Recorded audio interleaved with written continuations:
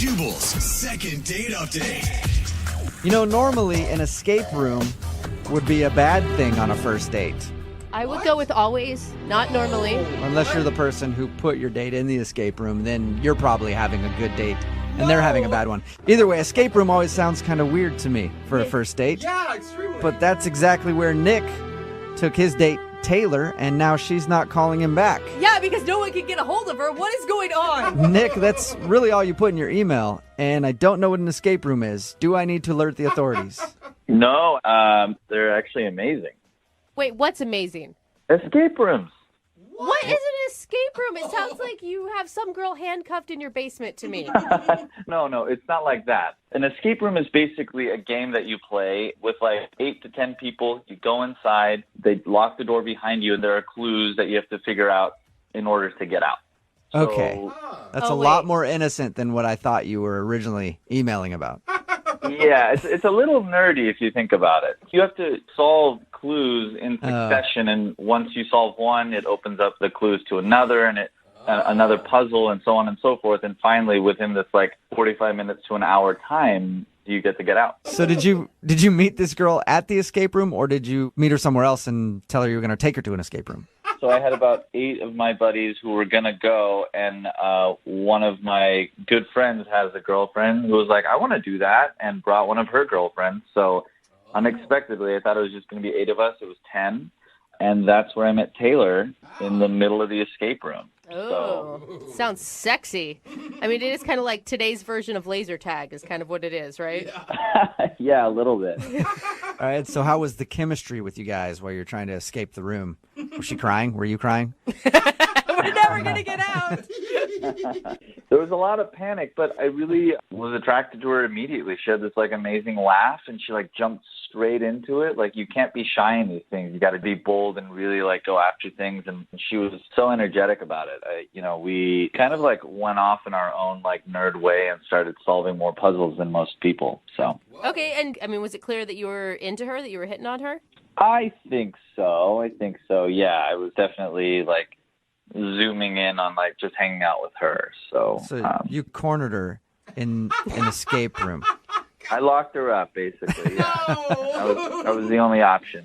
All right, how did the rest of the day go? Did you end up getting her number and all that? Well, yeah. I did get her number, but it was kind of weird. Like about 30 minutes in, time is running out, and randomly my really close friend and his girlfriend started getting into a full-on argument off in the corner. They're like yelling. They're like, That's awesome. I could see how an escape room could cause an argument. What were they fighting about anyway? We don't actually know what they were arguing about, but it got really awkward for everyone because they're essentially screaming at each other and just alienating themselves from everyone else. So we were really trying to get out of that room. You were really trying to escape. There's like actual claw marks on the walls. It's the hardest you've ever worked to escape from one of your escape room parties. Exactly. So what did that led to you getting her phone number while your friends were fighting? Yeah. Taylor and I were on the same team regarding like wanting to, diffuse the situation and break up the fight. So I went and talked to my buddy, and Taylor went and talked to her friend just to make sure that, they were on other side of the room or of the corner. So. Oh, so you guys were like the heroes of the escape room together. I like to think so. Yeah, we absolutely were. So, right. and we were successful. So you guys diffused the situation. Definitely. And then I asked her if she wanted to get a drink afterwards to kind of celebrate our chivalry, I guess. And did she say yes?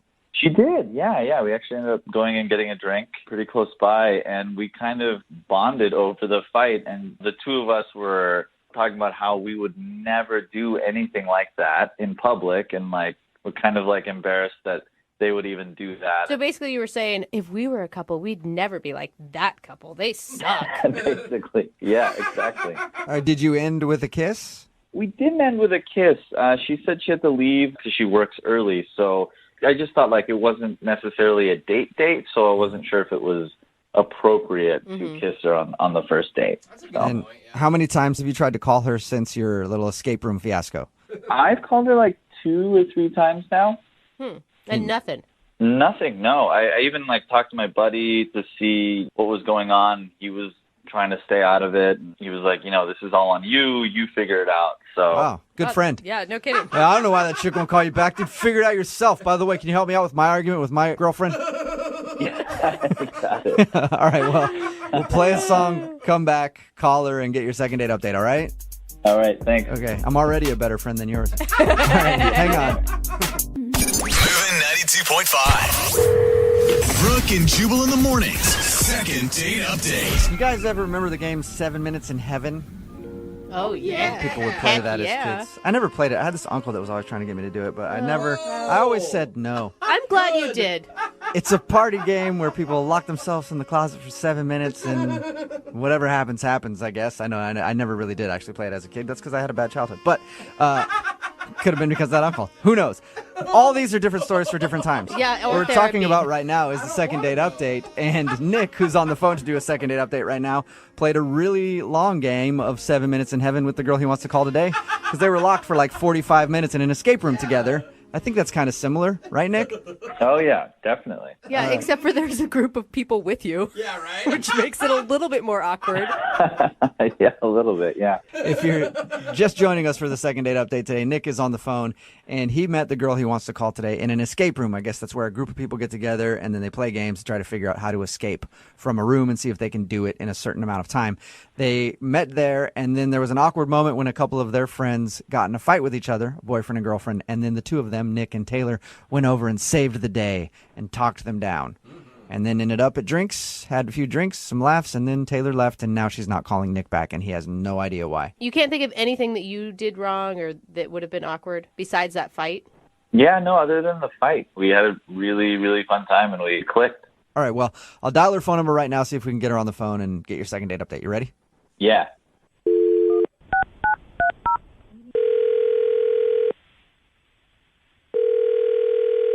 Hello? Hi, may I speak to Taylor, please? Yeah, this is her. Hey, Taylor, how are you? This is Jubal from Brooke and Jubal in the morning. I'm good. Good. Are you familiar with the radio show? I mean, I've heard of it. Cool. Have you ever heard us do something called a second date update? No. You haven't? Okay. Well, I'll tell you what it is. It's where if you go out on a date with somebody, right, and then end up not calling them after, they email us to see if we can get you on the phone and find out what went wrong. So you recently met a dude, and now you're not calling him back, and he asked us for help. Oh. Wow. Okay, that's really awkward. I'll say some names to you, and you tell me if they ring a bell. Milt. Have you gone out with a Milt lately? What? No. How about Chester? What are you, we haven't talked to Chester or a No. Milt. No Chesters, no Milts. What about a Nick? Yes. That'd be the one. Okay. Surprise! Nick, It would be more shocking, actually, if it was Chester. I know. Nick told us about how he met you at that escape room and shared some drinks with you and thought that he was going to see you again, but now you're not calling him back and he's wondering why. Oh, wow. This is very weird. The way he painted the picture is that you guys had a delightful time together. Yeah, I guess so. That doesn't sound like a ringing endorsement. Yeah, I suppose it was fine. Was there something that Nick did wrong? No, there's nothing he did. He told us about your friends getting into a fight in the escape room, the boyfriend and girlfriend. Was that the awkward thing that somehow made you not want to go out with him? Oh, he told you about that? Well, he said that a couple of your friends got into an argument, and then the two of you went over to try to help smooth things out. Like you talked to his girlfriend, and he talked to his friend, and then everything was good. That's all he said? Yeah. Yeah, it's just like a really awkward situation. I don't know if I should talk about it. Is it awkward for your friends or for Nick? Mostly for my friends, yeah, Okay. and me. Really? Oh, and you. It was awkward for me. So awkward for everybody, and you know what? Our show specializes in awkward, so I think that you should tell us. I don't know. Well, more importantly than us, how about Nick? Because Nick really wants to know why you're not calling him back.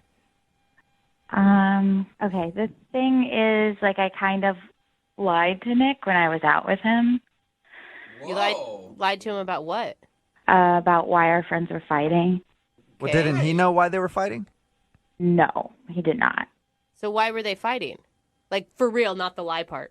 Basically, they were fighting because the guy was texting me and his girlfriend found out about it. Wait, What? we mean like texting you like he was trying to make you his side piece or something? Like, what do you mean? He was just sending me like really flirty texts. Whoa. And when you guys were in the escape room? No, it was before this. And I was like, hey, I told my girlfriend, I was like, your boyfriend is texting me. And she just decided to bring it up in the middle of this escape room. What?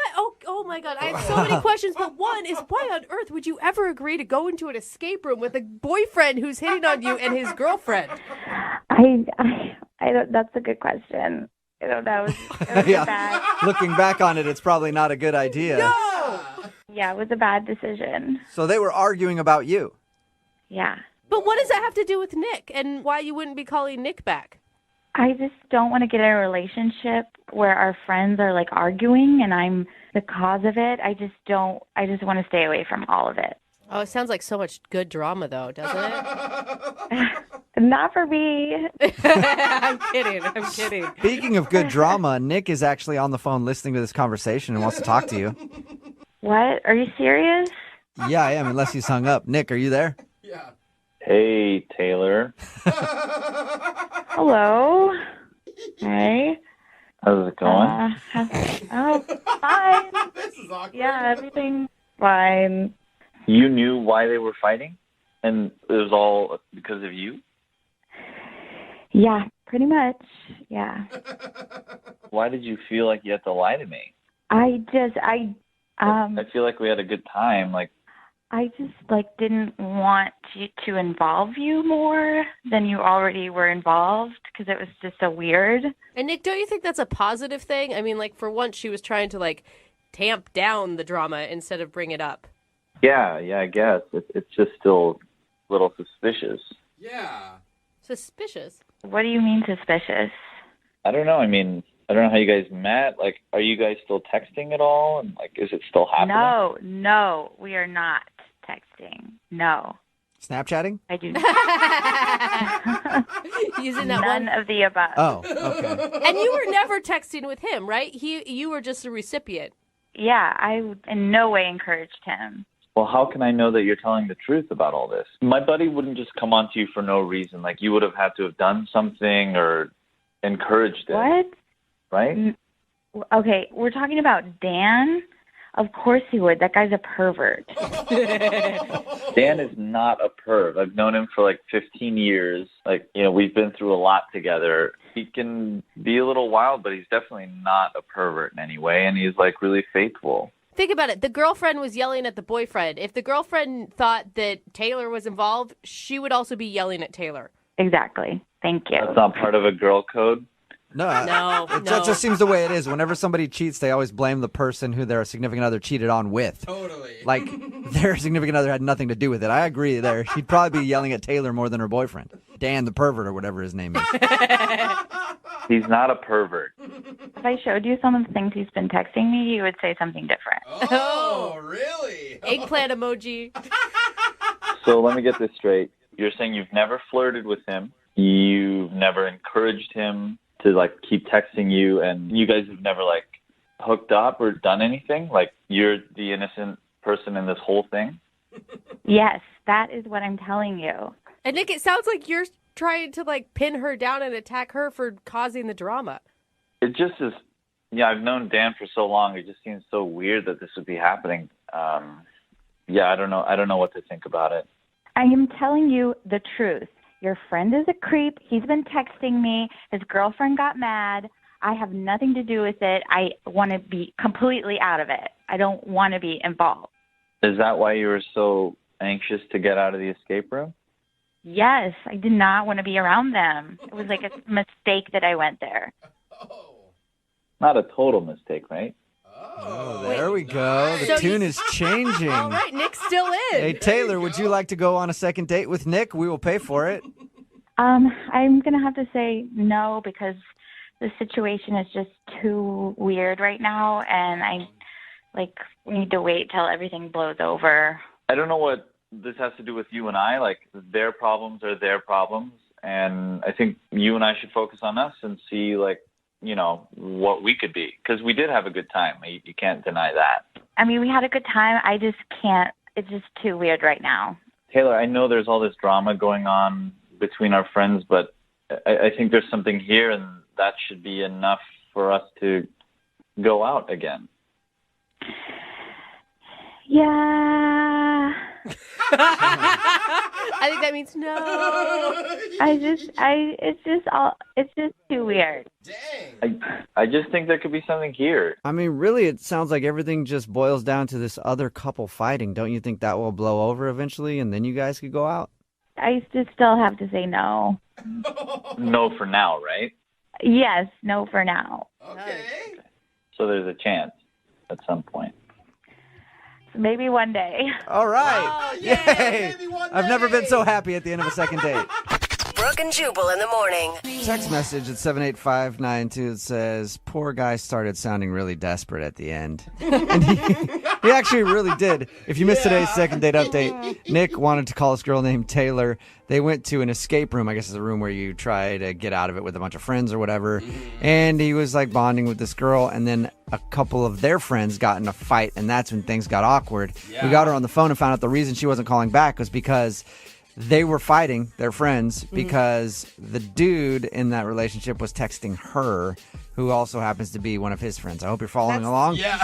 This is very awkward. And love so triangle. she thought it was very awkward to go out with him when his buddy, who is in a relationship, won't leave her alone. Yeah. She said that she still doesn't want to go out with him, but at the end of it, he was like, so maybe there's a chance someday? And she was like, fine, yeah, someday, sure. Fine. We can go out.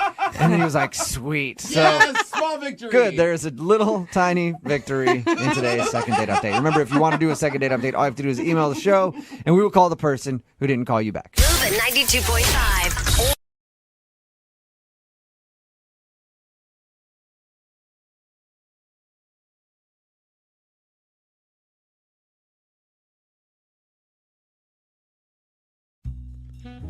When a guy's nervous for a first date, there are certain methods that he can use beforehand to help calm his nerves and boost his self-confidence. Okay. You know, like you can go hit the gym, Oh, yeah. All right. That's a good one. maybe get a Healthy. haircut. Ooh, that's nice too. I mean, girls are the same. We're on the same list right now. Fresh cuts. You guys take artificial pills too? No. Oh, that's just guy thing? No. Or you can do what I do and watch replays of MTV Spring Break 2004 on VHS. Oh, yeah. Like a fine wine, Daytona Beach back then ages well. Does it? Oh, yeah. But one of our listeners, Nate, has a different strategy that he uses to prepare for a big date, and I've never heard of this before. I'm telling you, there's no way it's better than Daytona Beach 2004, so color me skeptical. But Nate, welcome to the show. Hey guys. Okay, I'm intrigued. He Yeah. piqued my interest. What do you do before a date? Well, I have hold to know. on. Wait, We'll- I need to know. We'll get to the pre-date strategy in just a second, but first, why don't you tell us about the girl that you went out with? What's her name? Carolyn. Carolyn. Boring. Carolyn Okay. Schmerlin. I want to. Yeah. You know what I really care about, Nate, right now. Where did you meet Carolyn, though? Oh, we met online. What struck you about her? Well, we had a lot in common. She was pretty, you know, not beautiful, but pretty. Oh, jeez. What's the difference? She's just like one notch under beautiful. Oh. You didn't. That wasn't Your pickup line on, Yeah. on Tinder? But yeah, we met. We had a little conversation. Maybe he Okay, did say it to Nate. her. Yeah. You sound Okay. like a real catch right now so far, Nate. Why were you nervous for the date? I mean, Jeff said you did something to like calm your nerves. Why were you nervous if she was only pretty? I always get nervous for first dates, whether they're beautiful, pretty, or cute. Okay. Oh, so she's Oh, okay. cute. So I cute's see. the lowest Yeah. level Yeah. of You guys didn't attractiveness. get that already? No. No, I just No. heard the insult in that. Oh, That's all I no. got. Cute, pretty, beautiful, Okay. and then hot. Okay, I can't. Yeah. Move forward. Let's just assume that this is a very attractive woman that you went out with. And so tell us, we said you were nervous. What is your pre-date strategy to calm yourself? Oh, I just like to preload myself. Not, What does that mean? not the night of. I know what it means, I think. What? Like, you know how people pre-party? Like, I don't pre-party. I got loaded the night before so that I could be hungover on the day. So you could be hungover? Wait, is that because like when you're hungover, you don't care about anything and you're at your absolute worst? Like what is the? I don't understand the strategy here. Yeah, exactly. I don't get nervous about stuff when I'm hungover. I'm just, You don't care. kind of feel grinding terrible? my way through things. I just feel like I perform better. That's amazing. Is it? So the night before the date, you got wasted, and then you woke up the next day hungover, ready to go out. Exactly. I mean, looking and I'm assuming Interesting. smelling like hell. Well, I put on extra deodorant so that I wouldn't smell so bad. Oh, Probably the okay. breath, too. It's usually The whole not body. going to work. Well, it's all about how you feel, Brooke. It's not about how you look or smell. Okay. It's a feeling inside. And so did it work? Did she notice the smell or notice your booming confidence walking in hungover? Well, I also put on cologne as well as deodorant. Okay. So a lot of smells. Date. Alcohol, deodorant, and cologne all mixed together. Oh, Nate. What was the first interaction like? You walk into the restaurant, she's there. How does that go? We just introduced ourselves, hugged. I pulled out her chair. Okay. We sat down and ordered dinner. Okay. That's really I'm shocked good. you All can right. eat. Okay. Did you These get are any nauseous. vibe from her during that? Was she noticing your aroma? No, I don't think she noticed anything. It was actually a flawless dinner. We had great conversation, good food, Nice. tons in common. We both love dogs. Did you have more drinks to feel better, or did you guys just leave out the booze? No, I kept it clean. And you I don't. kept drinking. Interesting. Did you tell her? I mean, because obviously she's not calling you back. That's why you're on the phone with us. I mean, did you tell her like, oh, I'm so hungover? Like maybe it was like the party vibe Oh, yeah. was a turnoff for her. Number one rule of getting preloaded: never tell anyone you're doing it. Yeah. I don't know if Really? it's better Is that- or worse. They just have to figure it out from the Yeah. sights and the smells. Are Yeah. you dying? This is so strange. But it sounds like the date went really well, I know. according to you. That's amazing. How did it end? It ended with a kiss. It was lovely. I'm shocked you didn't Wow. throw up even on this Yeah. date or anything. I don't Headache throw up or- when I'm hungover. I Oh, don't you think have people to would want to puke. date me. No, I don't hungover. do that. Puking when you're hungover makes you feel so much better. So why do you think you're not getting a call back after this then? Well, she had mentioned that she had a birthday coming up, and I wanted to do something for her. Yeah. I didn't want to cross any lines or do anything like too crazy since we just met, but I shopped around and I got her a private spa package, and I just emailed it to her. Wow. Oh. Private spa package. Those I mean, are it nice. sounds nice, but it's on the line of over the top. I mean, Right. the spas are nice. Only because you're getting naked and getting rubbed down. Like I just, But not by him. I A know, but professional's it's still gonna do like it. that's the thought behind But a you spa. would still always accept is. the gift. Okay. Oh, for sure. I mean, Even if I wasn't going to go out with him again, I'd totally take it. I mean, So we all have our opinions on that gift. What did Carolyn think when you sent it to her? She liked it. She was excited. That's good. That's awesome. Exclamation That's points good. are very good. okay. So has she gone to the spa day yet?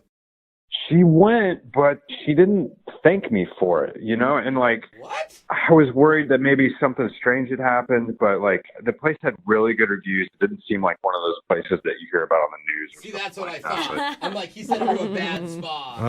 Oh. I made an appointment at one of those spas once, and then What? I went and read the Yelp reviews, and the last one was from a granddaughter who sent her 85-year-old grandpa there, and it was Uh-oh. I canceled. But I Yeah, mean, he had a great Sure he massage. did. yeah. So you're saying that she never thanked you at all? Yeah, she never officially thanked me. We texted back and forth, and she said, "Yeah, it was good," but it just felt like the vibe was kind of off. Yeah, you can always feel the Sounds vibe. like she was just accepting the present without any thought of maybe wanting to go out with you again. Or maybe she was hoping it was one of those shady massage places and was disappointed it was so nice. Yeah, I'm really relaxed, but that's it. Yeah. Well, let's find out. We're going to play a song. We'll come back. We'll call Carolyn for you, and we'll try and get your second date. All right, Nate? All right, thanks. All right. Well, if you're just joining us, one of our listeners, Nate, went out on a great date with a woman named Carolyn the other night. And the reason it went so well, according to him, is because he got preloaded, which apparently means getting trashed the night before. Yeah. I've never heard of that, where you purposefully show up to a date hungover to try and No. ease the nerves. I've never heard because of that. most people I know, including myself, are just complete garbage when they're hungover. Yeah, Like, I am worthless. I cancel dates when I'm hungover. Right. Yeah. Well, there's a few single people on this show who maybe should give it a try. Ah. Yeah, you're right, actually. Maybe I should follow through. Yeah. That's true. I'm usually wasted on the date. I need to put it the next day. Exactly. Just fast forward a little. Yeah, you got to start much sooner. And I know this sounds a little bit strange, but it did work for Nate. In fact, he got a kiss at the end of the night. Yeah. And afterwards, he sent Carolyn a private spa package as a birthday present. Doesn't a hangover kiss sound awful? I don't know. To me, it's like, A kiss is a kiss, Yeah. Jose. hungover. I'll take any kiss, personally. Okay, I guess I would too. But since then, Carolyn's been difficult to reach. And Nate, I never even asked you, did you get preloaded yesterday in preparation for this phone call? Number one rule of preloading, never tell anyone you're doing it. Oh, sorry. I forgot the rules. He's got a headache. I will say you are pretty low energy right Pretty now. chill. Yeah. It doesn't sound nervous at all, He though, doesn't. so it's working. I need to be hungover more. I know. Not drunk, hungover more. So the one thing I didn't get, Nate, I mean, you want to go out with her again, or you're mad at her for not thanking you for the spa pack?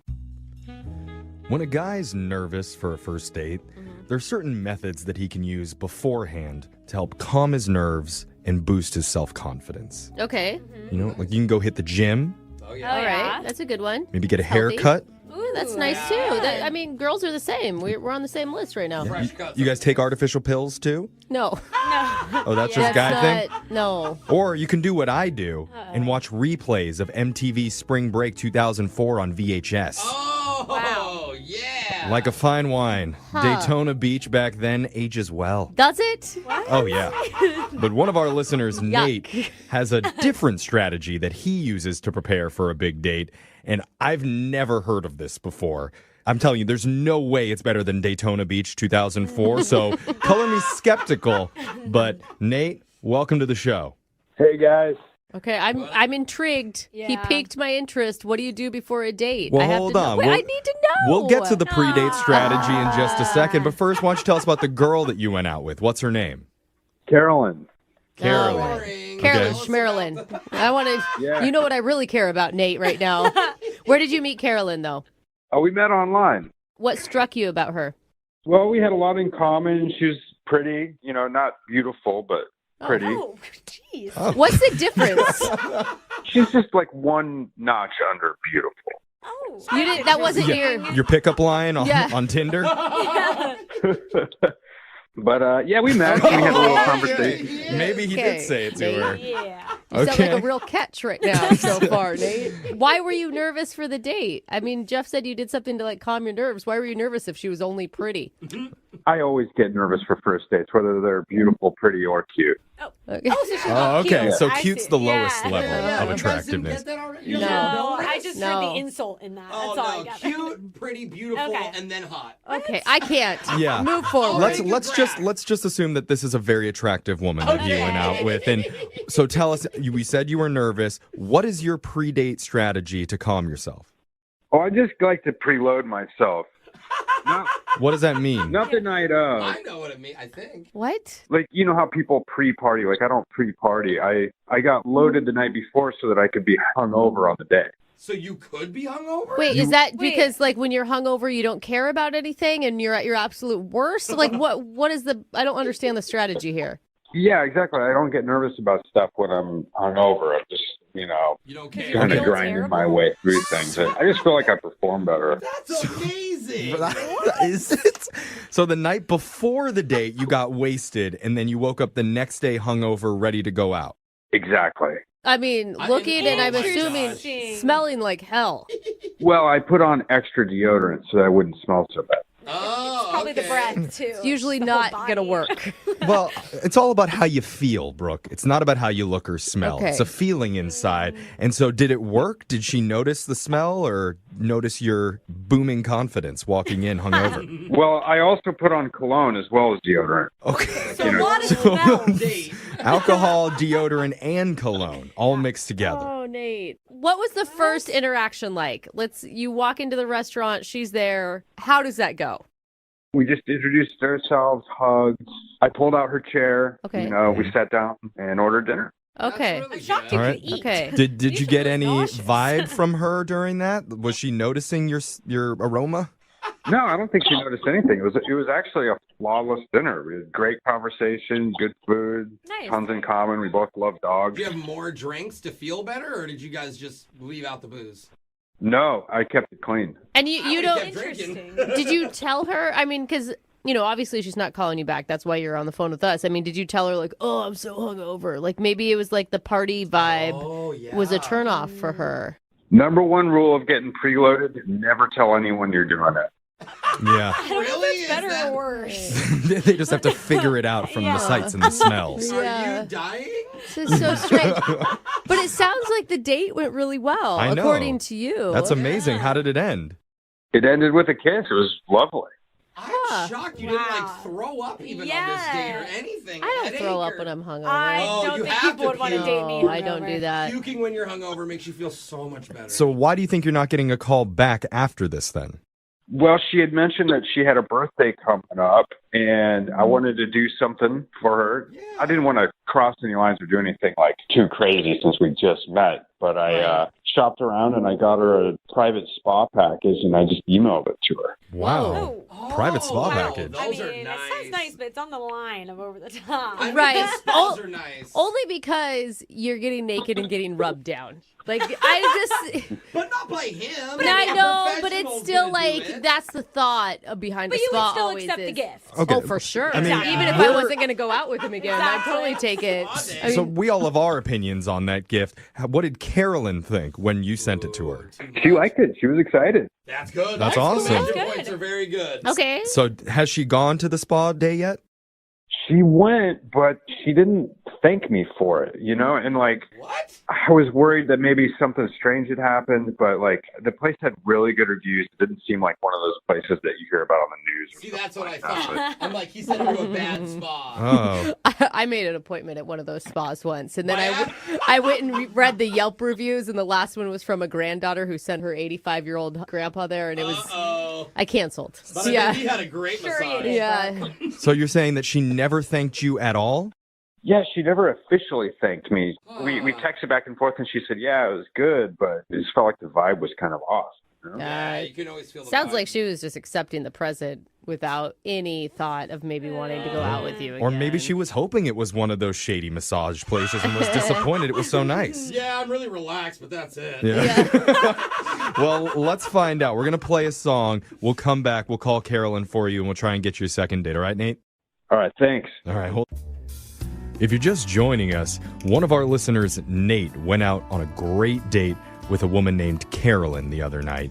And the reason it went so well, according to him, is because he got preloaded, which apparently means getting trashed the night before. Yeah. I've never heard of that, where you purposefully show up to a date hungover to try and ease the nerves. I've never heard because of that. most people I know, including myself, are just complete garbage when they're hungover. Yeah, Like, I am worthless. I cancel dates when I'm hungover. Right. Yeah. Well, there's a few single people on this show who maybe should give it a try. Yeah, you're right, actually. Maybe I should follow through. Yeah. That's true. I'm usually wasted on the date. I need to put it the next day. Exactly. Just fast forward a little. Yeah, you got to start much sooner. And I know this sounds a little bit strange, but it did work for Nate. In fact, he got a kiss at the end of the night. And Yeah. afterwards, he sent Carolyn a private spa package as a birthday present. Doesn't a hangover kiss sound awful? I don't know. To me, it's like, A kiss is a kiss, Yeah. Jose. hungover.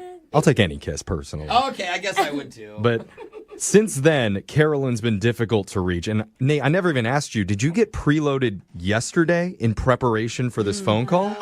Number one rule of preloading, never tell anyone you're doing it. Oh, sorry. I forgot the rules. He's got a headache. I will say you are pretty low energy right Pretty now. chill. Yeah. It doesn't sound nervous. I don't know if you guys ever think about this, but if a girl ever wants to see a guy again, there's a few go-to moves that they'll use sometimes to guarantee that they get a call back. Okay. Like there's the old leave the sweatshirt behind at his place trick.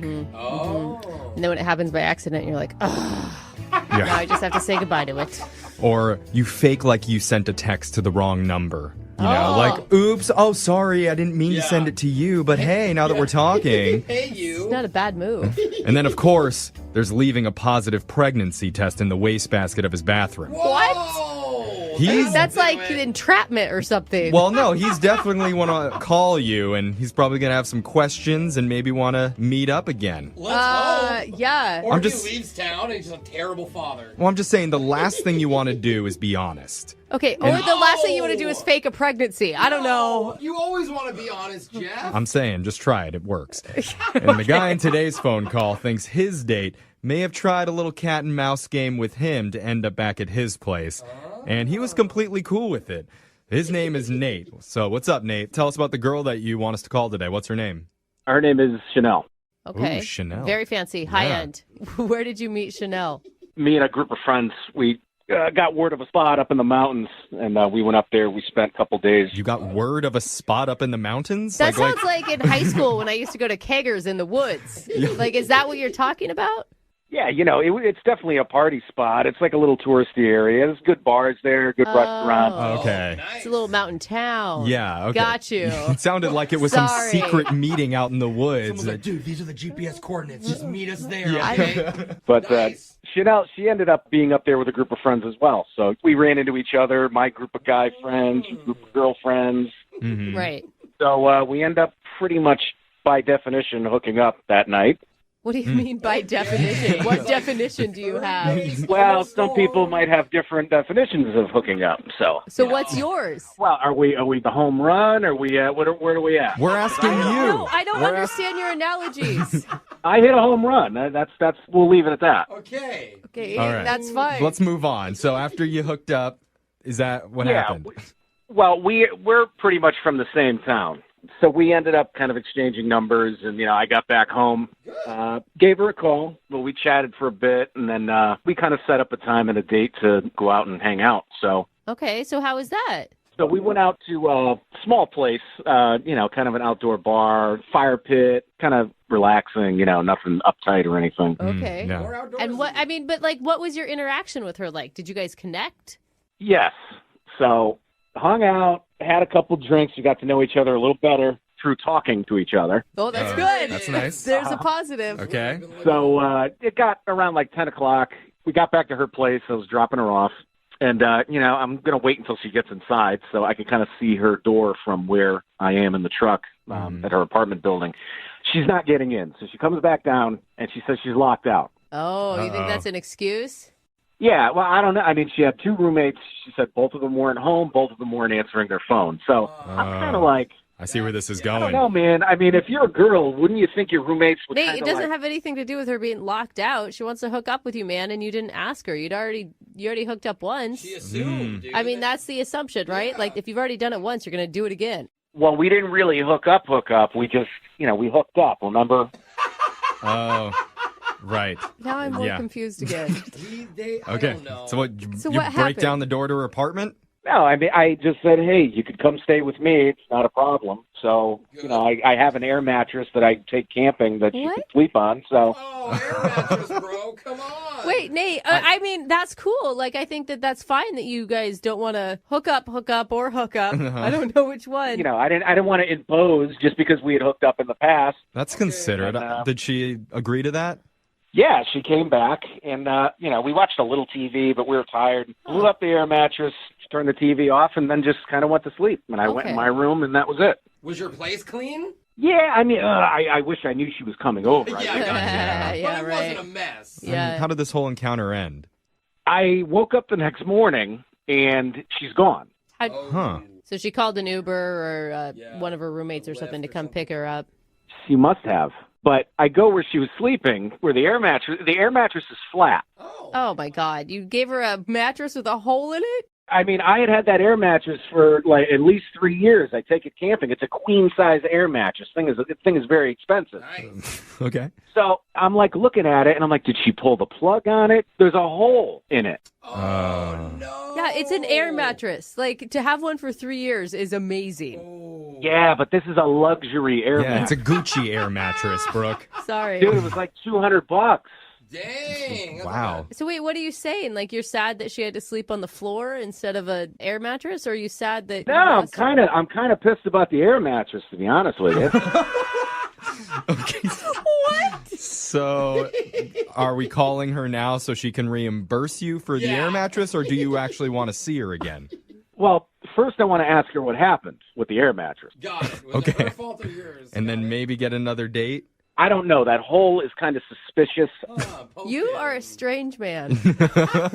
I just feel like you may just have to take the loss. No, but I also feel like you're trying to do things right. I just don't think they're going right. Right. Well, and the accusation that she destroyed your air mattress Yeah, is that's probably a not going to little- go over well. Yeah, well, we won't bring that up, but we will play a song. We'll come back, we'll call Chanel, and we'll try and get you a second date. Okay, Nate? I'm really, really hung up on this air mattress. Okay.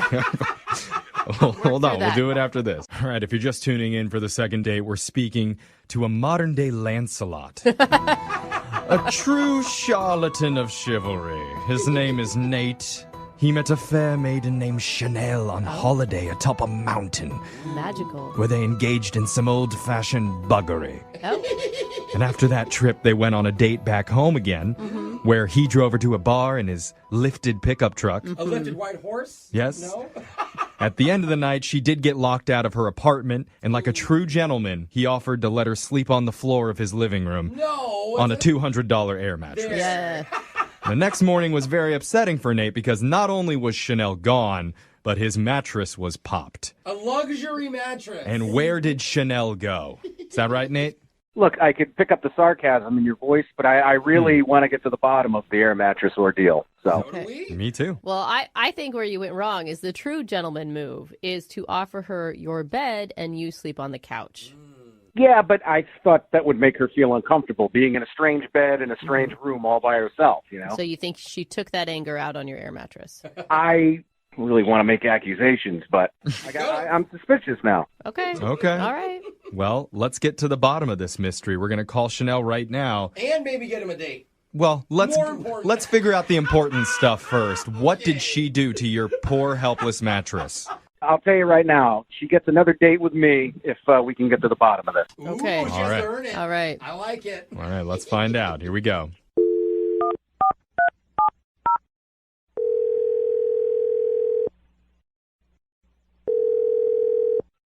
Hello, Hi, can I speak to Chanel, please? this is Chanel. Hi, Chanel. My name's Jeffrey from the radio show Brooke and Jeffrey in the Morning. Do you have a moment to talk with us? Okay, what is this about? This is about a segment that we do called Second Date. That's where if you go out on a date with someone and afterwards, if they're not calling you back, you can reach out to our show and we'll call them for you to try and figure out the reason why. Okay, so somebody called you about me? Yes, You're quick, Chanel. I know. I'm going to say that right now. Sometimes we spend like 10 minutes Yeah. trying to explain how this works to people. Seriously, And wait. we're like, no, seriously, they want to get in touch with you. But Radio. the guy that emailed us about you, his name is Nate. Oh my God, are you kidding? I am not kidding. Oh, was that good? Oh, It man, totally sounds like something Nate would do. Really? Oh. Yeah, Nate told us about your interactions together, and he seems like an interesting guy. Yeah, he is quite interesting, a little awkward. Okay. But- I mean, it sounds like you guys spent a lot of time together from what he told us. In fact, he said that you guys hooked up, but not hooked up. Just, we couldn't really tell what he was saying, honestly. Depending on the definition. It was he something said. in the mountains. Yeah. You may have kissed, we're not sure. We didn't really hook up in the mountains, and I could tell that maybe he was a little nervous, and I wanted to give him another chance. He's cute, he's charming in like a weird way, Yeah, it's unique. but even after the second time, and we had some drinks, and I thought he'd loosen up a little bit, I started to think that maybe he wasn't into me, or maybe he was a virgin, because he just was so awkward. He didn't touch me. He Well, I think he was just trying to be like polite and be chivalrous and not take things Right. too quickly. But you can do that. You can do that and still like Be cool. understand when someone's blatantly hitting on you. I mean, what was going through your head when he was blowing up the air mattress then? Well, first off, I was super confused on why he was pretty much forcing me to sleep on this air mattress. Like, I even told him, I was like, it's cool. I don't mind if we snuggle a little bit, like trying to ease my way in and not make him feel uncomfortable. But he just was very persistent that I sleep on this air mattress. So I rolled my eyes in defiance, but I slept on the air mattress anyways. Okay. Wow. Well, Jeez, the air dude. mattress is actually a little bit of a point of contention with Nate. What do you mean? Well, because when he went out the next morning, he saw that you weren't in the apartment anymore, and his air mattress had a hole in it. Yeah, it lasted like 3 minutes. I slept on it. I rolled around a little bit. I could hear the air wheezing out of it as I was laying on it. Oh, and you just know it's going to be a terrible night. Oh, At what point did you leave? Did you wait till you were fully on the ground, or did you bail on the air mattress before it was fully deflated? It's like a... Well, there's a little bit more, I guess. I don't know if I should even indulge, but I feel like at this point you guys know everything. So I did get up, maybe a half hour afterwards. I was just super uncomfortable on that air mattress, and I was going to go sneak into his bed. We kind of fooled around a little bit in the bed and hooked up, and I thought, that maybe he just needed me to make the first move. Yeah. Yeah, sounds like it. Yeah, well, the next morning when I woke up, I rolled over, and it was not Nate. It was his roommate. What? Wait. Hold on. What happened? So I thought that there was only one bedroom. Apparently there were 2 bedrooms. Oh, no. And his roommate had like the same build and the same hairstyle. And yeah, I was a little bit tipsy. So I had a good time with him. And I really thought, I was like, Nate surprised me. Wow, this is cool. Oh, my God, you hooked up with his roommate? You're the aggressor here. And you didn't realize till the morning. Yeah, the next morning and the sun rays were coming through the curtains, and I obviously made a mistake, and I realized I made a mistake, so I called my roommate to get me the hell out of there. Can you imagine the roommate coming up like, I had the weirdest dream last night, you guys? I mean, he just went with it. That's the thing. The roommate just went with it? Dude, he didn't stop you and tell you? Or I mean, I don't remember him trying to tell me. He definitely didn't try to stop me. I don't know, but I didn't tell Nate because, one, I think it'd break his poor heart. And 2, I just don't want to be in an awkward situation where I have to be around those 2 guys well, again. Chanel, I hate to break this to you, but you did kind of tell Nate. Wait, what? I didn't tell you this, but Nate's been on the other line listening, and he heard everything that you said. Oh, my God. You're kidding. Yeah. Chanel, hi. Oh, my God, Nate. I'm so sorry. Yeah, that was quite an earful. I mean, I really definitely didn't mean for it to go down that way, but ooh. Well, listen. No, I don't think you can blame Chanel on this one. I think that it's all your roommate's bad, Nate. I mean, she was just trying to come in and have some sexy time with you. Right. And I mean, look, things like that happen, but do they? We got to talk, though, Chanel. Well, I mean, I felt like you were rejecting me. So even if I had gone into your room, you probably wouldn't have done anything. No, listen, hey, it happens to the best of us. I want to talk about, the air mattress that you were sleeping on? No. Wait. Yeah, the air mattress that deflated 5 minutes into me laying on it. I wouldn't even call it sleeping. No, there was a hole in that air mattress. Obviously. I'm just curious as to how that happened. Nate, you don't care about her hooking up with your roommate? No, I mean, hey, what are you going to do, man? But I want to know what happened. Did you have something sharp in your pockets? Did you sleep with I didn't even have pockets, Nate. I was wearing a dress. I didn't have pockets. I don't have any sharp jewelry. If you really think I popped that air mattress, you're delusional. Nate, the description sounds like it was not in the best shape. That's a $200 air mat. I've been taking that camping for 3 years. There was nothing wrong with it. So do you think that maybe it got a hole in it and those many times you were taking it camping? I can't believe you're blaming me for this. I'm twice the size of you, and it was fine when I slept on it. If you knew it was deflating, why didn't you come and get me? You should have woke me up. She tried. Yeah. She tried to come and get you.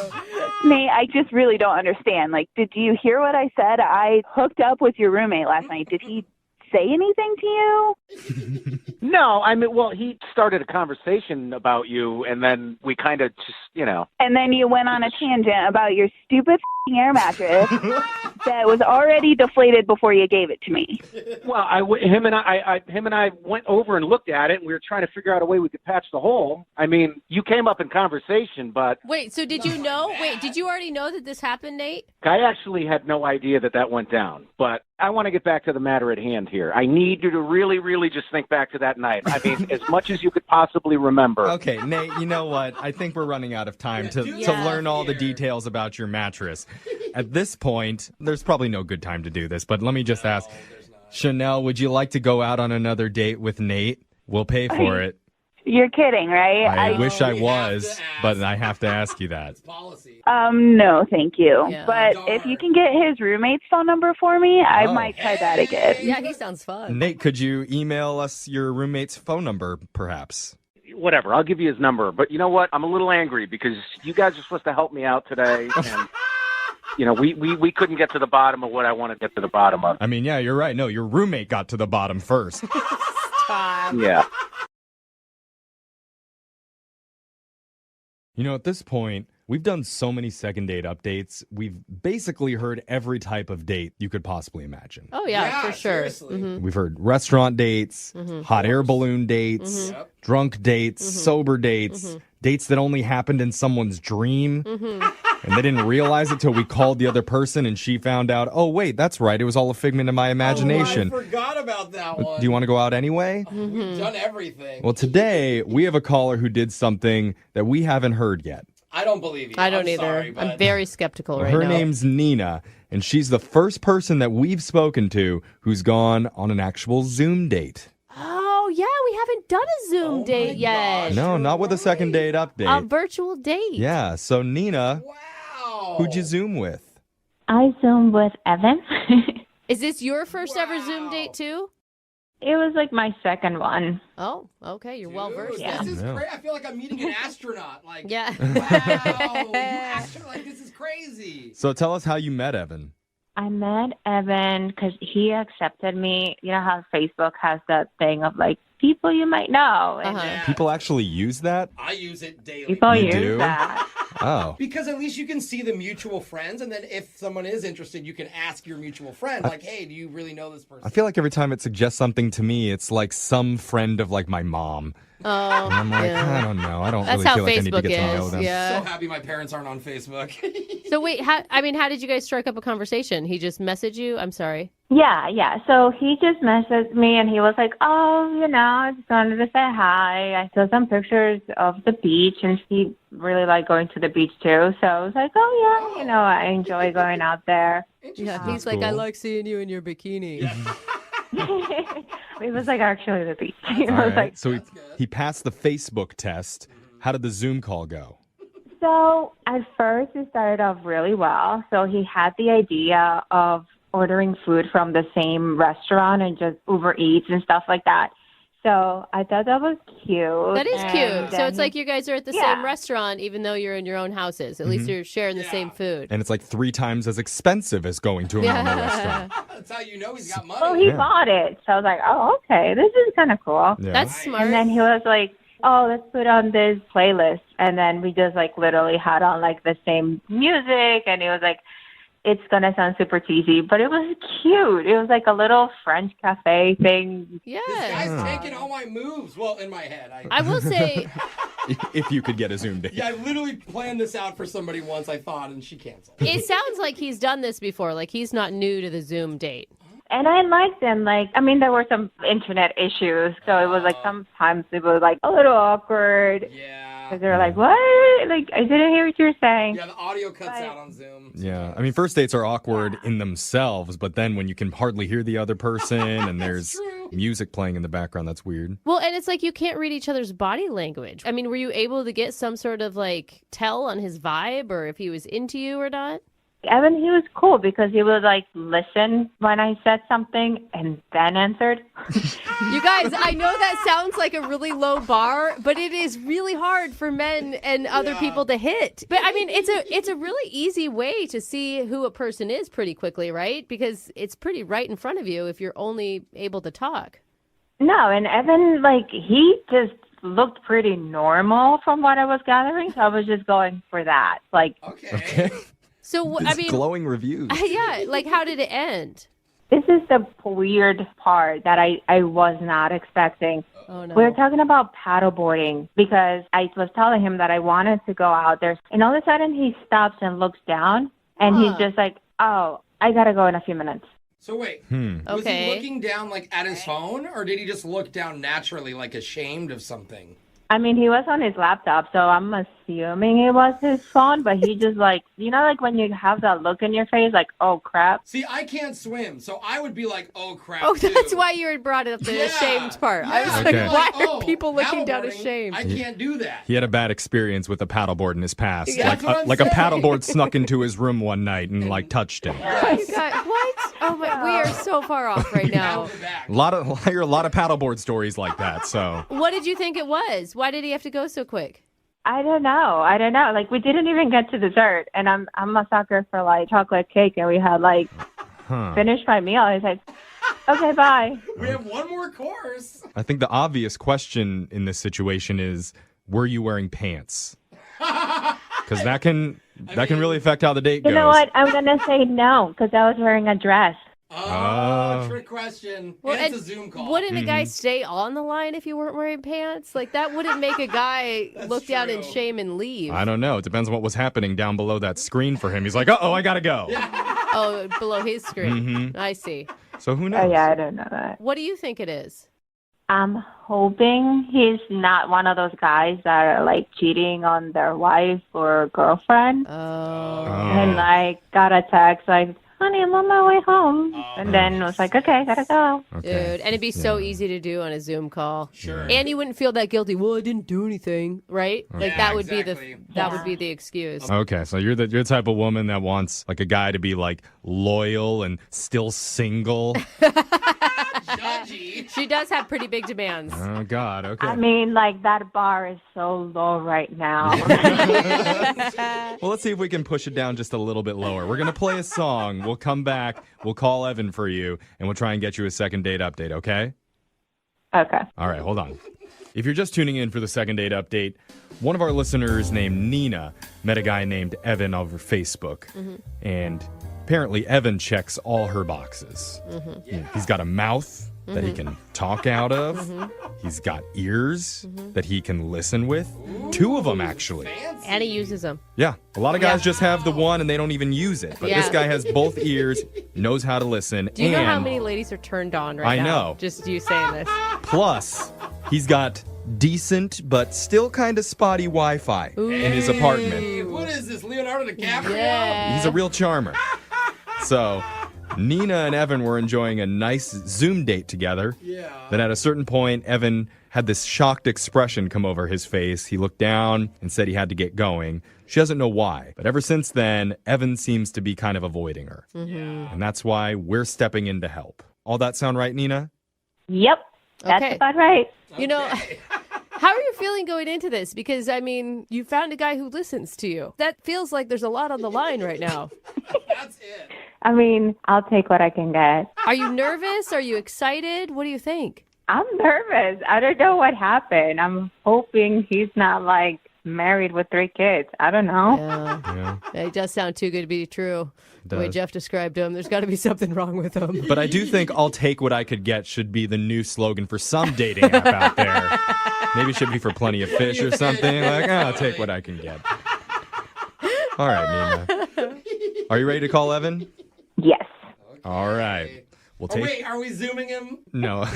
No. We're gonna take what we can get right now. We're gonna call Evan. All right. That really is a good name. I'm gonna dial the phone number right now. Here we go.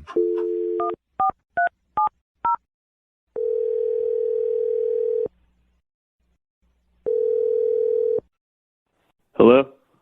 Hi, can I speak to Evan, please? Yeah, this is him. Hi, Evan. My name's Jeffrey from the radio show Brooke and Jeffrey in the Morning. You have a second to talk with us? I'm sorry, what is this about? This is about your dating life. Because apparently you do it really well. A lot better than most guys do. That's actually true. He's not being facetious. I'm sorry, how do you know this? Because That is a good question. that's true. Maybe I should clarify. One of our listeners reached out to us to get a hold of you. You went on a Zoom date with her and she had a really good time. Her name is Nina. Okay. Oh, that's not a good noise. That is not a good sign. It sounded like an awesome Zoom date. She told us about the date, and she says that it was really, really fun, that you guys ordered some food together, you played some romantic music over the video chat, and you spoke. She was blown away that you could speak and listen. Yeah, together. So she's confused why you're avoiding her. Yeah, she seemed cool, so I wanted to do a nice job, make it a nice time and not just like a blank background. Yeah, I was impressed. I mean, I felt like you put in the extra effort, and it would take a lot to like get the two Uber drivers to deliver the food at the same time, to do two different locations. Like you put in some work for this. Mm-hmm. I mean, it wasn't that much work. You're building it up like I orchestrated some whole thing. I don't know. I mean, it was pretty easy. It wasn't a big deal. Don't downplay it, man. I think you got to remember, Evan, the bar is very low in dating these days. Any effort is a lot of effort at this point. You're basically the George Clooney of Zoom calls. Okay, well, that's exactly what George would have said, too. Isn't he handsome? Yeah. So nonchalant. Uh-huh. So anyway, what's the deal? Like, why aren't you calling her back? Because she really likes you. Yeah, well, I had a nice time, but it's just clear that she's hiding things. That she's hiding things? She feels like you're hiding things. What? Wait, what do you mean she feels like I'm hiding things? Well, she said the phone call ended abruptly, and you had this weird look on your face, and she didn't know what made you so concerned. Okay, so we're like talking, we're having a nice time. I can't remember what we were talking about exactly. It was like the beach or like paddleboarding or something. Mm-hmm. And I look up at the screen, and right behind her, a naked dude walks through the frame. What? Whoa. Dang. Yeah. And you didn't say, like, who's the naked dude? You just nonchalantly was like, I've got to go? Oh, wow. I don't know. I didn't really know what to do. And the thing is that, like, it happened twice. What? Like, No. Are you sure you weren't, like, seeing something else? Wait, twice as in two separate naked dudes, or the same naked dude twice? I wasn't looking too closely, but it seemed like it was the same naked dude. Okay. I'm trying to get a visual of it. Was it like directly behind her, or was it way, way off in the distance in the background? Dudes don't matter, Jeff. Describe what he looks like in great detail. No. Look, I've tried to block it from my memory, so I don't really remember. Good. But, I mean, he was, relatively close, and he walked by. He was like holding a jar of peanut butter or something. What? I don't really know. What just happened, or what was he going to do? What is... Oh, my God. Wait. Wow. Should say anything about random naked guy. It seemed like she was either, like, very comfortable with it or had no idea what was going on. Why wouldn't you bring it to her attention? Why wouldn't you ask, like, who's the naked guy in the background? Yeah. Look, I was on a Zoom call on a first date. I'm not going to, like, ask that. I'm not going to, like, point behind her and be like, who's that naked guy? Oh, my God. Oh, my God. My curiosity would be killing me. No, I'm with you. It's like, well, there's a naked guy. Never mind. No, I need to know. Yeah, I want to feel know. You. I feel you, bro. I mean, maybe we should just ask Nina who that was right now, because she's been on the other line listening, and she actually wants to talk to you, Evan. She's on the other line. Yeah, sorry. I should have mentioned that earlier. Nina? What? You're laughing? Oh, that's messed up. She's Why laughing. are you laughing? Oh my God. This is awesome. This is terrible. Who's the naked guy, Nina? Oh my God. Hold on, I can't breathe. Hold on. Oh my God. What answer could it be that's so funny? Even if it was her dad or her brother, why are they I'm naked? tearing up. Oh, this is great. Can you explain what's going on? Okay. My parents have been staying with me. Don't tell me that was your dad. Do not tell me that was your dad. So after they retired, all they have been doing is like traveling. So they have spent most of like the winter in Europe and like summer and stuff like that. So they got into this thing of like just being free. It was like their midlife crisis thing. So when I'm not like in the room, they will like walk around naked. And they'll go to like nudist colonies and like they have friends, whatever, and they're really like into it. So now your dad just runs amok naked and you don't even care?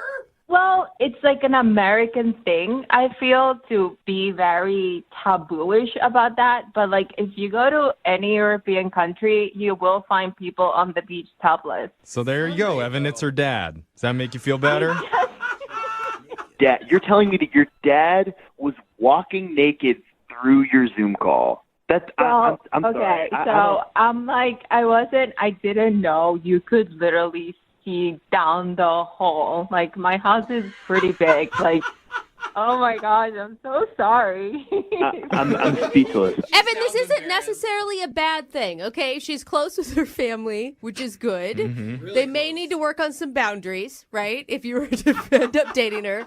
My parents don't live with me. They don't live with me, okay? They were visiting. But yeah, and she's a real free, liberated spirit, which is a fun person to date. I'm just saying, Evan. Okay, you guys are just believing her, but how do you know that she's like telling the truth? I've only been on one Zoom date with her. I haven't even seen her in person. Like I don't know. I just feel like I'm getting set up here. I feel really uncomfortable. Honestly, like, if it's a large, old, white guy, that was my dad.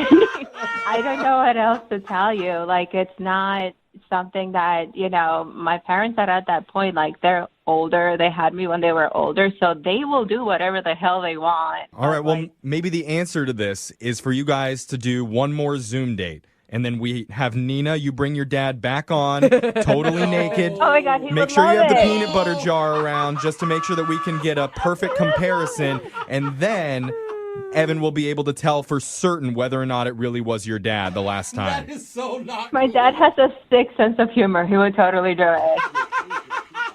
I mean, if you're willing to do that, we will pay for the peanut butter. Come on, Evan. I think you should say yes. Honestly, she has such a good sense of humor.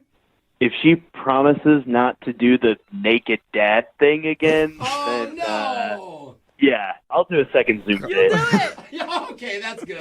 All right. This is where dating's at. If you promise not to do the naked dad thing again, we're cool. butter. We're cool. Oh my God. Well, there you go. Congratulations, Nina. You got a second date. Oh my God. I'll make sure my dad wears pants. Okay, yeah. And make sure, let's get your mom naked on the next Zoom call, okay? We want the whole family. Oh, no, thank you. Brooke and Jeffrey in the morning. Weekdays 6 till 10. 1049 Virgin Radio.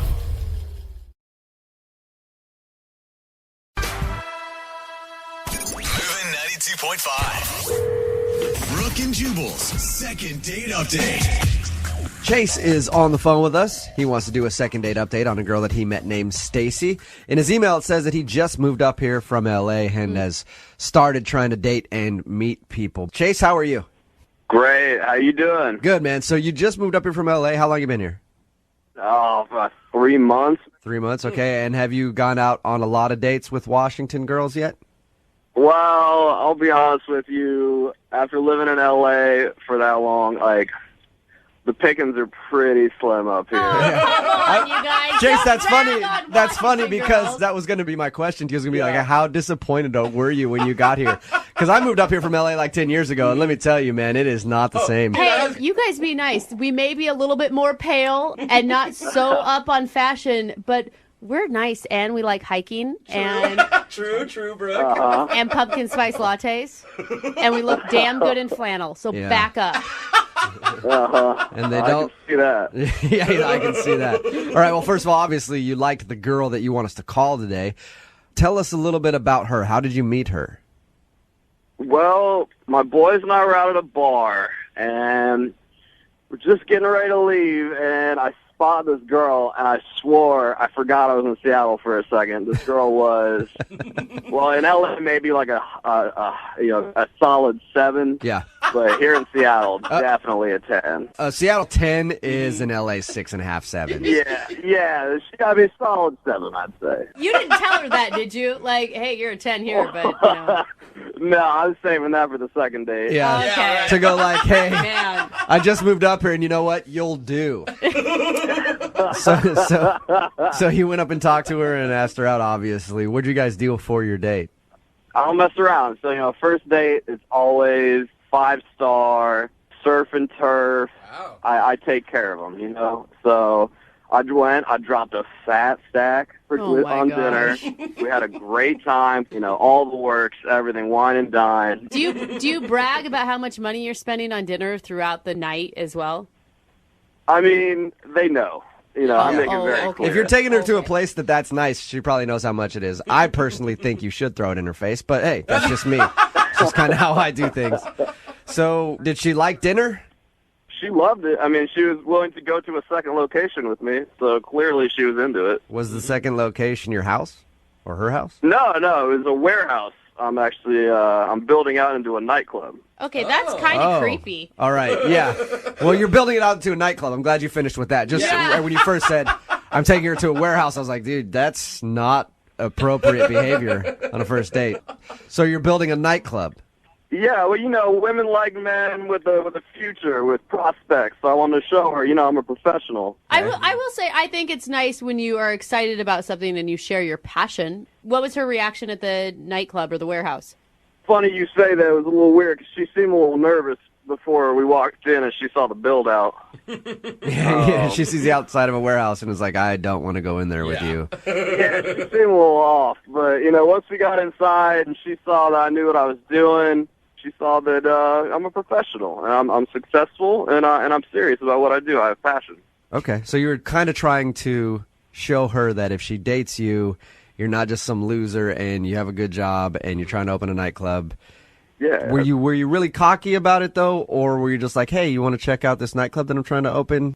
I mean, it's hard to show somebody something like a nightclub and be shy about it. You know what I mean? Like, I put a lot of money and a lot of work into this. Yeah, it's just strange. It would be like me bringing a date to my place of business, right? Yeah, but you're on the radio. Like, if you took me to a radio station after our first date, I would think that was a little bit weird. Yeah. I'm a promoter. No, you know what? Part of the nightlife. It's true. If you're opening up your own nightclub or restaurant or something, that's cooler than being like, hey, you want to come see all the buttons that we have in the radio studio? Yeah, right. That I would, if I were on a date with you, Chase, and you took me to your place that you're opening up, I'd be interested in seeing that, because it's kind of interesting to see how these things are built.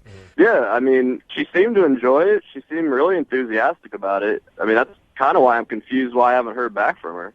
Okay. How did the evening end? We kissed at her doorstep, and, I tried to get inside, but she said maybe another time. And, okay. But she did say maybe another time. Yeah, I mean, she seemed sincere, but, 5 days later and 7 texts, and, I haven't heard from her. You haven't heard anything? Not even like, hey, I just am busy? Not a word. All right. Well, we'll play a song, come back, call her, and get your second date update, okay? I appreciate it. All right, man. Hold on. Moving 92.5. Brooke and Jubal in the mornings. Second date update. Chase is on the phone with us. He wanted to do a second date update on a girl that he met named Stacy. If you missed the first part of the second date update, Chase just moved up here from L.A. He's been here about 3 months. Stacy, the first girl that you've gone on a date with since you've been here? Yeah, first one. First one. All right. They met, went out for dinner. He says that he dropped a lot of cash on dinner, took her to a very nice place, and then gave her a tour of a nightclub that he's planning on opening. And she seemed to like everything, even said that they could go out again, but now he hasn't heard a word from her. I never asked you, do you have any idea why she wouldn't want to call you back? Absolutely not. I mean, she even said, next time. Okay. Yeah, and you kissed her at the end of the night. You're a very confident man. How aggressive was the kiss? I mean, it felt mutual. It was just a normal end-of-the-night kiss. All right. Well, I'm interested to see what she says. We're going to call her right now, see if we can get her on the phone and get your second date update. You ready? All right. All right, man.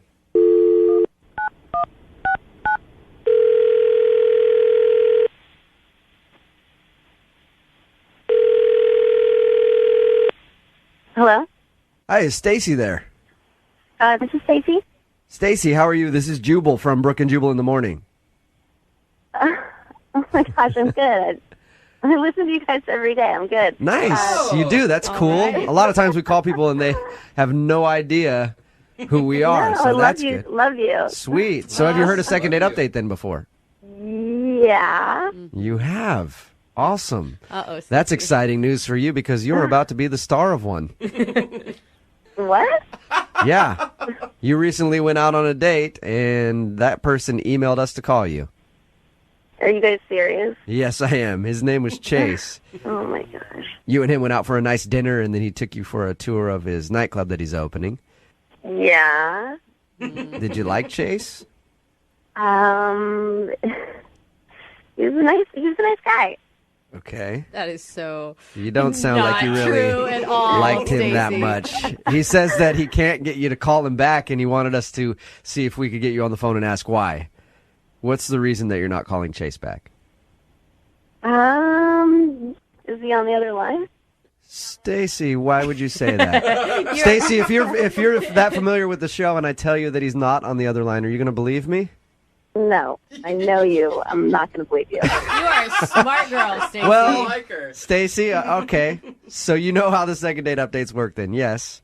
Chase is on the other line. I'm not going to bring him up, though, until you tell us what the problem with Chase is. Okay. He's kind of an LA guy. Okay, what do you mean? That's a nice way to put it. What do you mean by that exactly? I don't know. He's kind of like a name dropper and, thinks he's really cool. Right. He's from LA. Okay. Yeah. So was he dropping names on your date, actually? Yeah. Was it like That's awesome. Was it like famous people he knew, or? I mean, he said he knew them. Yeah. What names was he dropping to you? Who does he say that he knows? Yeah. Oh my gosh. He said that he helped produce Chingy's album. Chingy, like the rapper, like right there? I had to Google him. I didn't know who Chingy was. Okay. So he helped produce Chingy's album. Yeah. All right. Did he drop any other names for you too? Oh my gosh. He was like, when I get bored, I call up Ludacris to go race go-kart. Wow. Oh, that's really funny. If he really does go call up Ludacris when he's bored to hang out, that's pretty cool, actually. That's a good name drop right there. So it didn't impress you, though, none of this? No, it was annoying and weird. I mean, he'd be like talking about something, and then he'd just bring up some random celebrity. That's awesome. Oh, great. Why? Okay, wait. I get that that's obnoxious, Stacey, but why'd you kiss him at the end of the night then? I just wanted him to go. Like, whatever, I'll kiss you if you just leave. Shut up. Did he name drop after he kissed you, too? Like, I remember I was helping Winona Ryder research a role, and we kissed pretty much the same way. It was pretty nonstop. All right. No. Well, Stacey, you already know he's on the phone, so I'm going to punch up his line right now and let you talk to him, okay? Do I have to? Yes. Yeah. I want you guys to talk it out. Chase? Yeah, hey. Hi. Are you as big of a name dropper as she says, Chase? No, I mean, I know some people, but I mean, they're my friends. Like it's not name dropping if you know them. Oh yeah. No, Chase, it is. I mean, sorry to burst your bubble, but like it was really annoying. You don't know all those people. Yeah, I do. Look at the credits of Chingy's album. Not the last one, the one before. He's had more than one? I didn't even know Chingy had two albums. Yeah. Me neither. Chase. Well, it was, it wasn't his big one, but I do know these people. I mean, I'm just talking about my friends. You were talking about your friends. Okay. Yeah, they're like normal friends that I see all the time.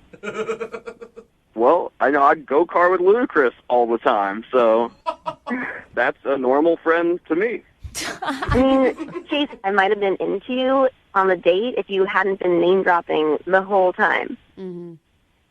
I don't know. I guess in L.A., what's cool is just a little different than what's cool here. No, Chase. I grew up in L.A., and even the people that are actually from L.A. don't like name droppers. But it's my friends, though. Yeah, that's fine, but just say my friend. You know what I mean? You don't have to say my friend Ludacris. Yeah. You know? Ever heard you of can just him? be like, hey, yeah, I like to hang out with my buddy and go-kart sometime. And then later on, when she finds out your friend is Ludacris, she'll be like, oh, that's cool. He knows a celebrity. He didn't feel the need to throw it in my face. Yeah. You see what I mean? I mean, if I said Ludacris, it's because that's his name. All right. You know? Okay, so you don't feel like you're name dropping, but Stacey obviously felt like you were just trying to be cool the whole time.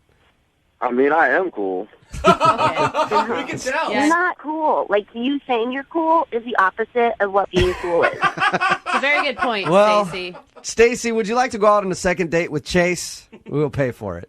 Yeah, I'm going to say no because he's probably going to be busy that night playing poker with, like, Vin Diesel or somebody. That's pretty good, Stacey. I do know Vin Diesel, and he doesn't play poker. Come on, Chase. Give it up, Jesus. Let it Oh, go. man, that's Brooke and ridiculous. Jubal in the morning. Because you know I'm all about that bass, no trouble.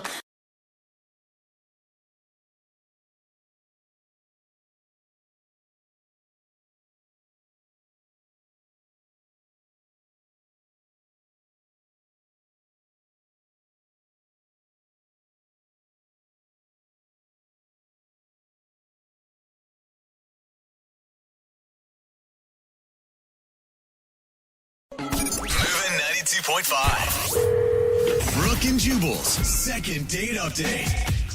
Sometimes surprises can be a good thing on a first date, like surprise flowers, surprise thumb, surprise no pants. That's not Those it. are good surprises on a first date, you know? I'm And- on to the pants. Michael, who is on the phone for a second date update today, he planned a surprise for his first date, but he thinks that's the reason he's not getting a call back. In his email, he said he thinks his surprise backfired. So I don't even know what his surprise was yet. Probably wasn't a thumb because he'd be getting a call back. So, Michael, how are you? I'm doing good. How are you? Not too bad. Before we find out what your surprise was and why you think it backfired on you, what's the name of the girl you want to call today? Her name's Veronica. Veronica. All right. And how did you meet Veronica? I met her on a blind date. Okay, so you planned a surprise for a blind date. Isn't the blind date in and of itself already a surprise? It was, but my friend had told me that she likes cats, and I have 4 of them, so I figured, why not bring them along? All of You're them? bringing your 4 cats along on the date? Well, why not? She said they like cats, so I'm like, okay, she likes cats. Hold up. How do you even do that? Do you put them on leashes? What are the logistics of bringing 4 cats on a date? Throw them in a duffel bag? Well, I put them in their cages and then brought them in the car and then open up the cages and then kind of let them roam free. I mean, they're pretty well. What was her reaction to all this? Oh, I mean, she was happy. I guess she was happy. She's like, "Oh, you have your cats here," and I'm like, "Yeah, you like cats?" She's like, "Yeah." So, I assumed everything was good. So she wasn't. She didn't. She wasn't confused by the fact that you picked her up with a bunch of cats in your car. She liked it. Well, she was surprised by that, but I think it was a good surprise until everything backfired. How did it backfire? Well, Herbie got sick. I mean, he's got hairballs. I mean, this just happens. He's always hawking things. So Herbie just had a little accident, as Herbie does. And yeah, I mean, when you're driving and a cat has an accident in the back seat, you really can't fix it up exactly at that moment. So oh my gosh. It was kind of smelly, but I opened the windows. That is so gross. Okay, so now you're on your blind date. You showed up with surprise cats, and one of the cats puked in the back seat, so you're driving around, and the car now smells like cat puke. Yep, something like that, but I opened the windows, like I said. Did she ask to go home right then?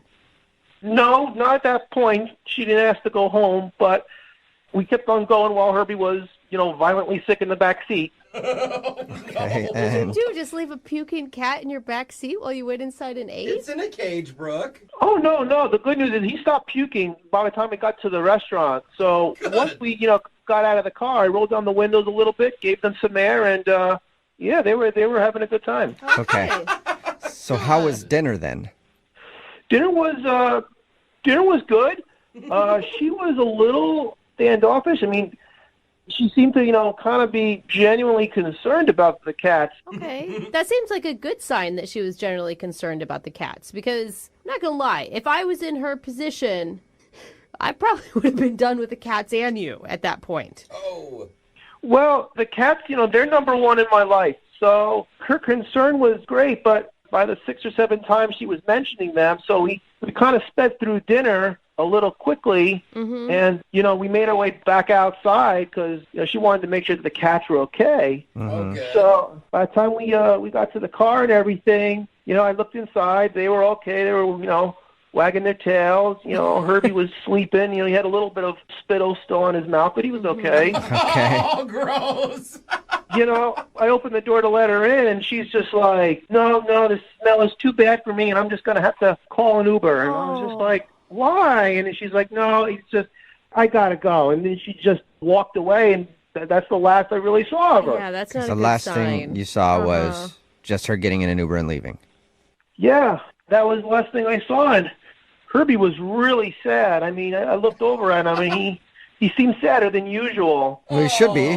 He ruined your date, Well, Herbie didn't ruin my date. I mean, it's not his fault. I don't want to blame him. Okay, yeah, he might be listening. I don't want to hurt his feelings. Have you tried texting her since? Have you tried to talk to her?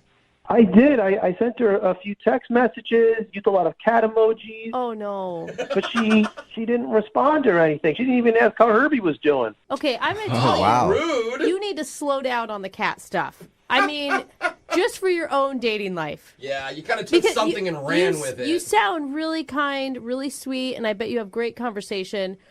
I mean, she's not calling you back because of the cats, right? We understand that. Well, you don't know that for a fact, and I believe in my heart those are the ones that are meant to be with me. I'm supposed to be paired with them. Aww. So I need somebody in my life who understands my cats. Okay, well, we'll find out if she understands your cats. Because we'll play a song, we'll come back, and we'll call her and get your second date update, okay? Okay. All right, hang on. Moving 92.5. Brooke and Jubal in the mornings. Second date update. This is normally the time I try to think of something crazy to make up about the first date that a couple went on, but today I don't really need to because the first date was weird enough. I don't have to be weird about it, which is nice. If you're just joining us for today's second date update, Michael is on the phone and he wants to call a girl named Veronica. He was set up on a blind date. He showed up to pick her up and he brought along his cats because he heard that she liked cats.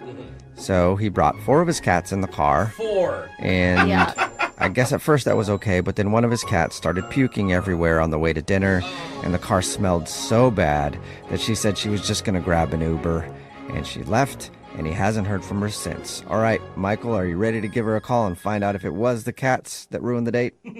Yeah, but you know what? I was thinking it really was kind of my fault. I forgot to give Herbie his travel medicine. Oh. And I was actually thinking it over from the last time, and I was like, if I just given him the travel medicine, it's just, I wouldn't even be reaching out to you guys right now. I'd probably be on a second date with her right now. Probably, yeah. So the regret isn't the surprise cats, it's the lack of medication for Herbie. Huh. Yeah. Okay. Lesson learned: the next time you take your cats along on a first date, make sure they're properly medicated. No, just don't bring the cats. Okay. That's exactly what we should be learning. Yeah, I know. I love my kitties, but I'll keep that in mind for next time. Well, yeah, you should. You should always remember that. All right. Well, I'm going to dial her phone number right now. You ready? Oh, sure. Okay. Here we go.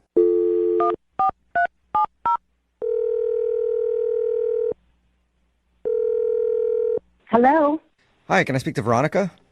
this is she. Hey, Veronica, how are you? This is Jubal from the radio show Brooke and Jubal in the Morning.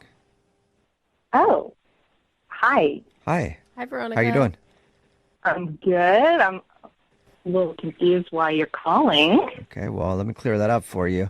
We do a segment on our show called the Second Date Update. That's where if you go out on a date with somebody and then end up not calling them back after, they can email us to get you on the phone and find out what happened. Okay. Okay, and we got an email from a guy named Michael. Michael. Mm-hmm. You And have he told to. us all about your date. Very memorable. The cat guy? Yep. He told us about your date. He said that he brought along his cats, and it was unfortunate because one of them got sick and just it made the whole thing kind of disgusting. And he also said that you're not getting back to him and he would love to see you again. So we're on the phone asking you if it was the cats that ruined your date. I mean, the cat thing was strange. I don't know what to tell you guys. I don't know how much you know. I'll tell you what he told us. He said that it was like a blind date and he heard that you liked cats, so he thought he would bring along 4 of his cats. And then on the way there, one of them got sick, and you guys went to dinner and then came out to the car, and the car stunk really badly, so you decided to just leave in an Uber. Oh, you know more than I thought you might. Yeah, I mean, normally people probably wouldn't own up to taking their cats along on a first date, but he did, so. Very honest. Yeah, he told us pretty much everything. Honestly, we told him, like, I thought it was shocking that you even made it to dinner. You know, I thought it was a sweet gesture. Yeah. I mean, it's a first date. It was a blind date, so it's not like I'm going to show up to this random guy's apartment. And, you know, he obviously wanted to share a part of who he was. And he's part cat.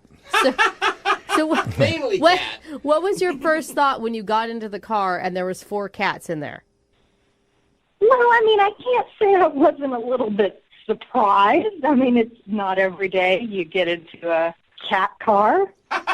Yeah. I mean, I got to be honest, they were pretty well behaved at first. I mean, the puking thing, that was definitely uncomfortable. Yeah. You know, I mean, I don't really know what to say. I don't want to sound mean. He's just a different kind of guy. Right. He's half man, half cat. Yeah. Of course, he's going to be a little different. Yeah, you have no idea. Okay. It didn't really stop with him just bringing his cats alone.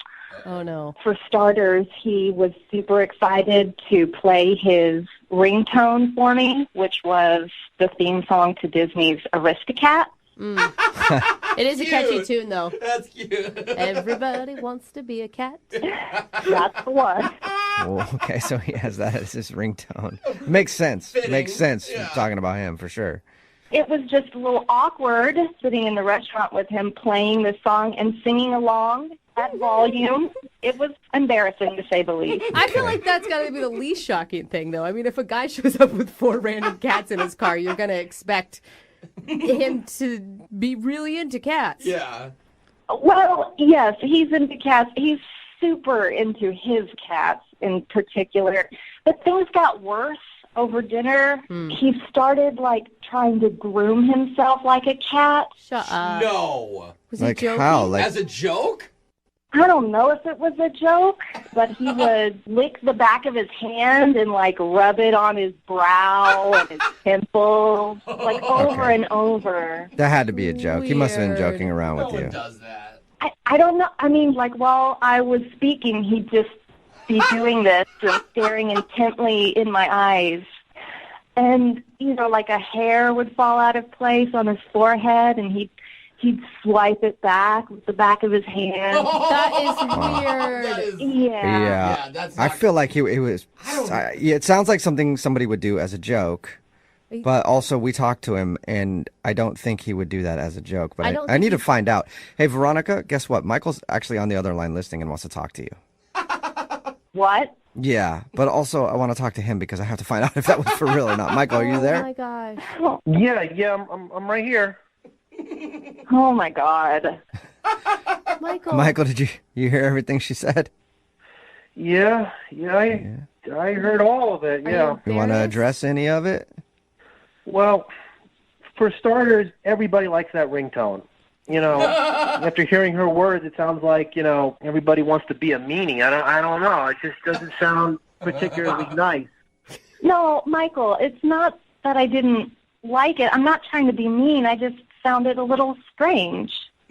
Well, what song do you want me to play on my ringtone? I can change. I can change my ringtone. Sweet man. Michael, calm down. I don't want you to change, okay? I think it's great that you're your own person. I don't think anybody should change for anybody. Right. Well, the only reason I'm showing you all this stuff is because people told me that you like cats. So I figured you like cats. I bring the cats along. I have my cat ringtone. You know, I mean, I thought you were a cat person. I mean, I do like cats. I just got to be 100% honest, Michael. When I picture myself going out with someone, I just don't picture that person having 4 cats. Well, you know, you're happy to know that I don't have 4 cats. I have 6 cats. I only brought 4 of them with me because the other 2 don't like traveling in the car. Cats, Michael. Yeah, I That's don't think that's what beyond- she wanted to hear. That is beyond liking. That's obsession. You are obsessed with cats, Michael. Well, I mean, I knew a lady that had 20 cats. I mean, I've got 6, so I don't feel as though I'm that obsessed at all. I feel as though I'm kind of pet friendly. Okay, well, what about cleaning yourself like a cat? Yeah, Michael, that part was kind of odd. You're the only one in the restaurant licking your hands and stroking your hair and your head. So gross. I'm sorry. I mean, honestly, I didn't even know that I did that. I mean, I'm around my cats so much, I just kind of pick up their habits after a while. Okay, so you don't realize that you're doing it. I mean, did I do it a lot? I mean, how many times did I do it? I know I did it. I lost count, Michael. It was just a steady stream of just hand licking and rubbing. Oh. Well, it was getting awfully hot in that restaurant, so I mean, I had to cool myself down somehow. Exactly. Cats get hot too. Oh, man. Michael, I just wasn't comfortable with it. And I got to be honest, I think most women would probably think the grooming thing was too much. Well, I mean, I'm sorry if you didn't like it. I mean, my cats mean a lot to me, and they're a part of me, and I'm a part of them, and I thought you liked cats, and I apologize. Well, Veronica, would you like to go out with Michael again on a second date? We will pay for it. You still haven't met Blinky and Perfect. I mean, you haven't met them yet. You might change your mind. They always are at the house. Yeah, maybe if you meet the other cats, it might be better. I really appreciate it, but I'm just going to have to say no on this one. I just don't think I'm the best match for you. You're a dog person, aren't you? Oh, my gosh. That was Maybe said that's like it. an insult. That was an insult, wasn't it, Michael? He's mad. I'm sorry I lashed out like that. I didn't mean to, insult you. And whenever people come at me, my claws come out. Okay, there it goes again. He's not declawed. Michael, The life of a cat. I think you need to maybe, you know what, there might be some kind of cat dating website out there for you, where you can find someone who's just as into cats as you are. No, I went on those websites. Those people are weird. All right, well, good luck to you then, man. Brooke and Jubal in the morning. Text in at 78592 says, I've never been happier to be a dog person. It makes sense. If you missed today's second date update, this dude Michael wanted to call Veronica, and he found out that she was a cat lover. It was a blind date, and he thought it'd be a good idea to bring his 4 cats along on the date in his car with them. And one of the cats ended up getting sick and then throwing up all over the place. Well, when we called Veronica, she told us that Michael's obsession with cats was worse than we thought because he actually had the Aristocats theme song as his ringtone, and he would groom himself during the date. Without he would even lick his hands and then realizing it. mess with his hair. Like he was cleaning himself like a cat, and he didn't know he was doing that. He says that he's been around cats so much because he has 6 of them that maybe he's just picked up a bad habit or something. In the end, Veronica said that she's not into cats the same way he is. Yeah, I don't think anybody is. Do you know, Yeah. we didn't ask the most important question. Which friend of hers set her up on that date? Oh, That's like, true, it too. was a blind date, and that's, oh, man. Not a good friend. The friendship should be over. Wow. Yeah, that's what you think I should be dating? Remember, if you want to do a second date update, all you have to do is email the show, and we will call the person who didn't call you back. Move at 92.5.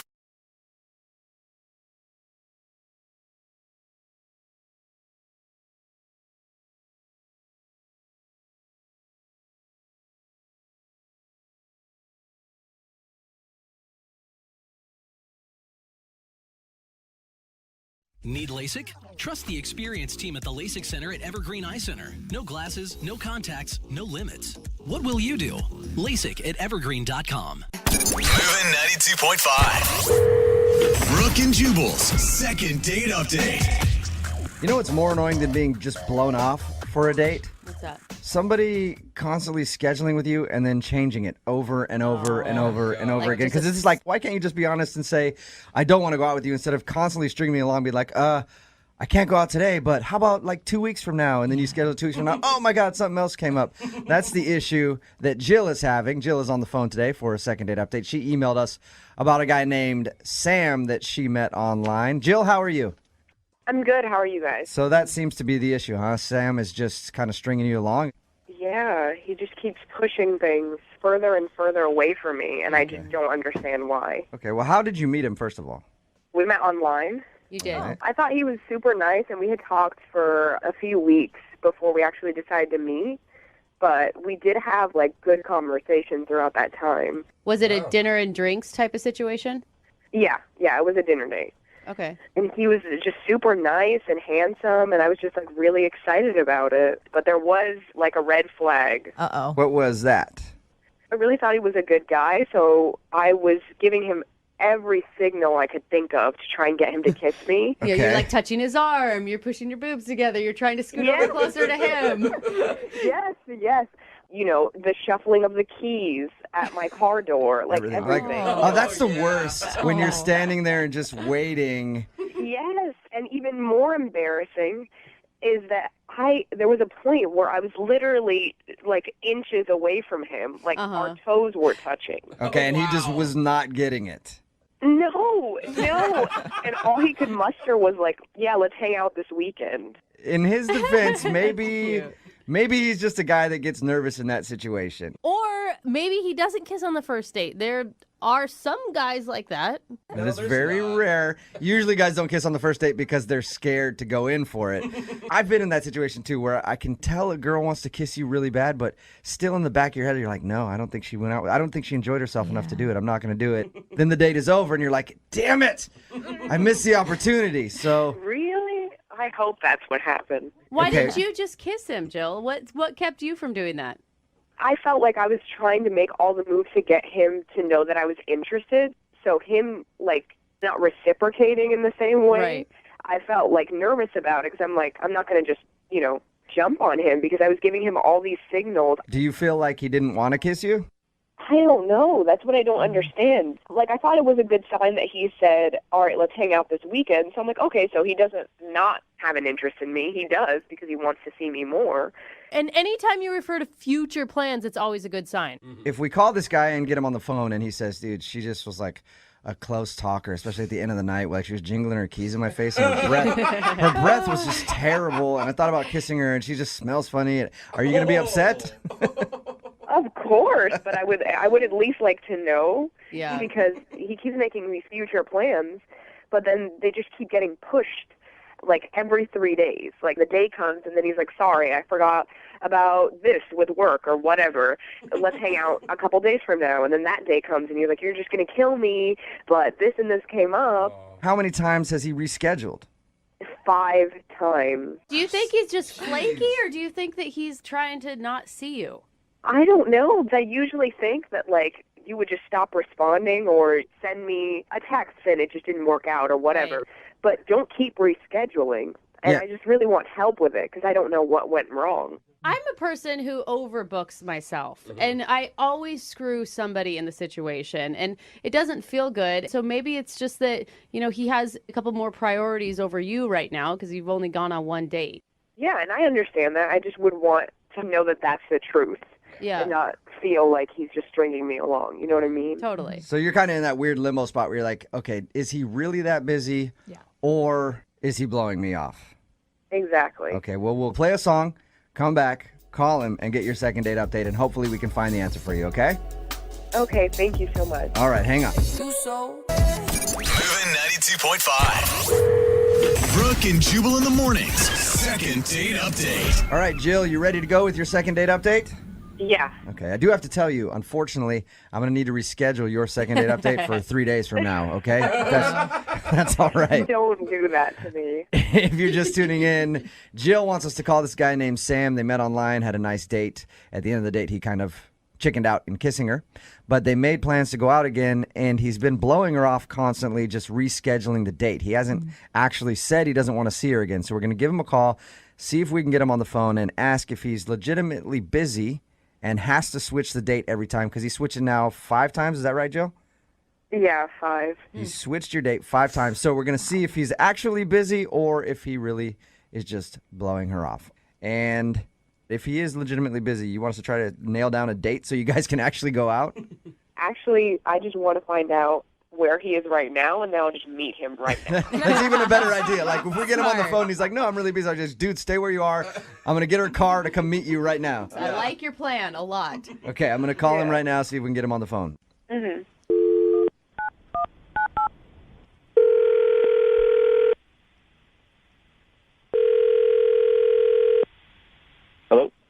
Hey, is Sam there? Yeah, this is he. Sam, how are you? This is Jubal from Brooke and Jubal in the morning. Okay, hey. Are you familiar with our show at all? I mean, kind of. Okay. Well, I'm calling you because I have something to ask you about. You recently went out with a girl named Jill who listens to our show. Yeah, I did. Okay, and How'd you Jill guys- emailed us and told us a little bit about meeting you, told us about your date, said that she liked you a lot. She says that you guys have tried to schedule meetings to go out again, and every single time the date comes up, you switch it for a couple days. Like you've blown her off 5 times now, and she's wondering if you actually really want to go out again or if you are not into her and you're just afraid to tell her that. No, I'm not blowing her off. I've texted her. Okay. I'm just busy. I'm really busy. That was her worry because she told us that you've texted her and you've like changed the date every single time that you guys are supposed to go out. Yeah, I mean, I work. I'm busy. I mean, she's a nice girl. She's great, but I just have a lot to do right now. But you can see how she'd think that you're blowing her off, right? Are you really that busy? Yes, I'm busy, guys. I mean, why are you questioning like I'm lying? I'm not. Well, I don't know. Just because, Sam, I don't mean, I've been in the situation before where, I've either done that to somebody or somebody has done that to me, and you feel like, man, they just don't want to see me again. So Jill emailed us to call you and ask if you didn't want to see her again. So you do want to see Jill again? Yes, of course. I mean, she's great. She's pretty. She's awesome. I'm busy right now. We have to find the time. What are you so busy with? I know you work, but 5 times is a lot. Are you just kind of nervous around her? It's understandable if you are. I mean, I'm kind of like uncomfortable about this, so I can tell you guys what's going on if you promise you just kind of like stop questioning me about it, writing me about it, because it's making me a little awkward. For sure, man. Like, I just want to let Jill know that you actually like her so we can get you guys in the same place at the same time, like you've been trying to do. Just, you can let her, maybe it'll help if you let her know that I do want to see her again. It's just there's a reason why I'm taking it slow. It's because I did get out of a relationship a couple months back, split from my ex, and she emailed me, and she told me the reason why she broke up with me is because she said I was a bad kisser. Oh, all right. That sucks. So you got broken up with because you're a bad kisser, and that's why you are scared to kiss Jill. Yes. You know that can't be a real reason and that your ex is just trying to hurt your feelings, right? I mean, she seemed pretty specific in the email, so I don't, Yeah, that would suck. Like, somebody can say they don't like your personality, but then to be like, oh, you're a terrible kisser so bad that I couldn't stay with you. That's got to, like, stick with you for a little while. It does. And that's why I'm trying to get better at it. That's what I'm doing right now, is trying to get better at it. You're trying to get better? Kissing your hand a lot? What do you mean you're trying to get better at it? There's this school that helps you with that. It's a kissing school. No. Are you being real? Yes, that's why I've been kind of pushing the dates back, because I've been busy going to school. They have, like, workshops. You're kidding me. Wait, you're paying? Sam, you're going to a kissing school? Yeah, and this is why, that's why I'm uncomfortable about it. It's like I tell people, if I tell somebody, they're not going to believe me, or they think it's a joke or something. It's like, no, it's real. That's awesome. This really exists. It's not like you're meeting somebody in the back alley, right? No. This is a legit, real school. It cost me $375 to sign up. Oh my God. And they offer you workshops, and there's one-on-one lessons and all that. And it takes a little bit of time. And once I'm done, that's when I'll call Jill and we'll go back out. Man, that is, hey, Sam, good for you, man. Yeah. Like, hey, you know what? Thank you for sharing that with us. I appreciate it. I know, like you said, you feel embarrassed about that, but if you feel like you were a bad kisser and you didn't want to kiss her, I would think that a girl would be flattered by the fact that you just paid $375 to go get classes to learn how to kiss her right. Yeah, honestly, that's what I'm hoping for. So, I mean, if you guys can tell her I want to see her again, I definitely told her. But if maybe you can kind of back me up, that would be great. Sam, you know what? Why don't you just tell her, because she's actually on the phone listening. Wait, what? Jill just listened to our conversation. Oh, I had no idea that was the reason. What's going on here? It's called a second date update. We do it on our show where we call somebody who went on a date with one of our listeners and they think they're being blown off, and we ask them what happened. We have that person listen on the other line to see if we can get an answer. And Jill just heard you say that you're going to a kissing school, so hopefully you can kiss her better if you guys ever go out again. Please tell me this is like make-believe and joke. It's not make-believe. Oh, you poor baby. I'm so sorry you had to go through that. This is really embarrassing for me. I screwed up somewhere in the past. Obviously, I'm just trying to fix it so I don't do it again with you. And yeah. Sam, you make it sound like you're like a drug addict who like had a problem and then fell. You just were told by an ex that you don't kiss that well. It's not like a problem you had in your past. I think you're gonna be okay, man. Yeah. I mean, I actually think it's really cool that you're trying to look into it and make yourself feel more confident about it, and you don't even have to worry about it. I'm not going to pressure you or anything. Oh my gosh. Awesome. But I mean, that's the thing. I enjoyed our time. I really do like you, Jill. I enjoyed going out with you, and I don't want to ruin it by, being a bad kisser, because it's like she thought I was bad, and if you think I'm bad, and you don't want to go out with me anymore, it's like, No. I understand why there would be a fear there, but it can't be so bad that I would just not. Sam, it would find it hard to believe that you're that bad of a kisser. Yeah. That Jill's going to kiss you one time after she already likes you from your first date, and then she's just going to go running for the hills. Like, oh my God, it was terrible. Yeah, maybe. I doubt that you're that bad of a kisser. I thought I wasn't that bad before, but clearly someone broke up with me. Well, you got to be way better now. It's sometimes like it's just that two people's chemistry doesn't work well together, and maybe it was just you and your ex. Kissing with a different person is different every time. I mean, and think of all the cool stuff you've learned. Yeah, I mean, the classes have been good, and I really feel more comfortable doing it. I just want it to be, perfect. I mean, they say first kiss is always like that, the big thing. Sam, I have an idea. Why don't you save the rest of your $375 and we just go out on dates and then we can practice? All right. Oh, that's a good idea, Jill. Sam, would you like to go out with Jill again on a second date? We will pay for it. Of course. I mean, yeah, absolutely. Okay. But and before your classes are done at the kissing school, I want you guys to go out soon. Okay, yeah, I can do that. I mean, I would rather practice with her than spend money. Yeah, there you go. Extra credit, Sam. So you'll go out with Jill again. Absolutely, I want to. Jill, I'm assuming you want to be his kissing coach from this point on. Oh, of course. All right, well, congratulations then, you guys. Jill, you got your second date. We'll send you guys out again. Woo. Yay. All right. And if before you guys get more intimate and he suddenly disappears, he's like, I was going to a sex school trying to figure out how I would not recommend another date after that, okay? Brooke and Jubal in the morning. Text in at 78592 says, that's so sweet. I almost cried. Really? Aww. Enjoy the kissing classes, cutie pies, is what it says. It's Brooke and Jubal in the morning. And we're talking about the second date update. If you missed it, Jill went out with a dude named Scott once. And after that date, he kept being kind of elusive and postponing the second meetup. In fact, he rescheduled 5 different times. And Jill thought, of course, she was being blown off and couldn't figure out why, because they had such a great time. And we got Scott on the phone, and he revealed that the reason that he kept promising a date and then changing it is because he enrolled himself in a kissing class to improve his kissing skills. Wow. He said he had an ex who recently said the reason she dumped him is because he's a horrible kisser, so he's trying to fix that. I just have so many questions about these kissing schools. I know, I didn't know they existed at all. Interesting. Jill thought the reason was endearing and cute, and of course wanted to go out with him again if he learns to be a better kisser. Yeah. I wonder how bad he really was, too. I know. I mean, where you literally have to pay to have someone teach you? That's pretty bad. Just keep doing it, man. You'll get better, I think. I mean, well, I don't know. I've had a couple boyfriends, and I'm like, that's not ever going to improve. There's some people who never get better at it at all. True. So they're going to go out again. Remember, if you want a second date update, all you have to do is email the show, and we will call the person who didn't call you back. Move at 92.5.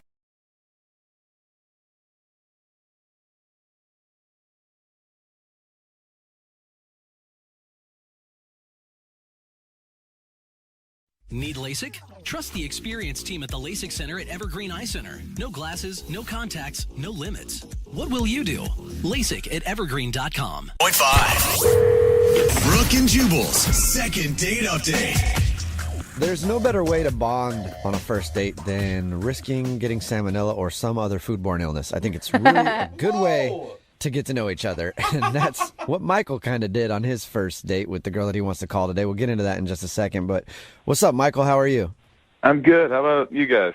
He sounds healthy, Jubal. Yeah, somehow. I don't know how. You know, I read your email for a second date update, and I liked your idea of a first date. We'll get into that, like I said, in a second. But first, tell us about the girl you want to call today. What's her name? Her name's Madeline. Madeline, all right. And what'd you like about Madeline? Well, basically, I'd been out with a group of friends, and she was, like, in the group of friends. We didn't really talk too much, but our mutual friend was telling me that she thought I was cute, and I thought she was pretty cute. So I got her number from the mutual friend and texted her, and a few days later we set up a date.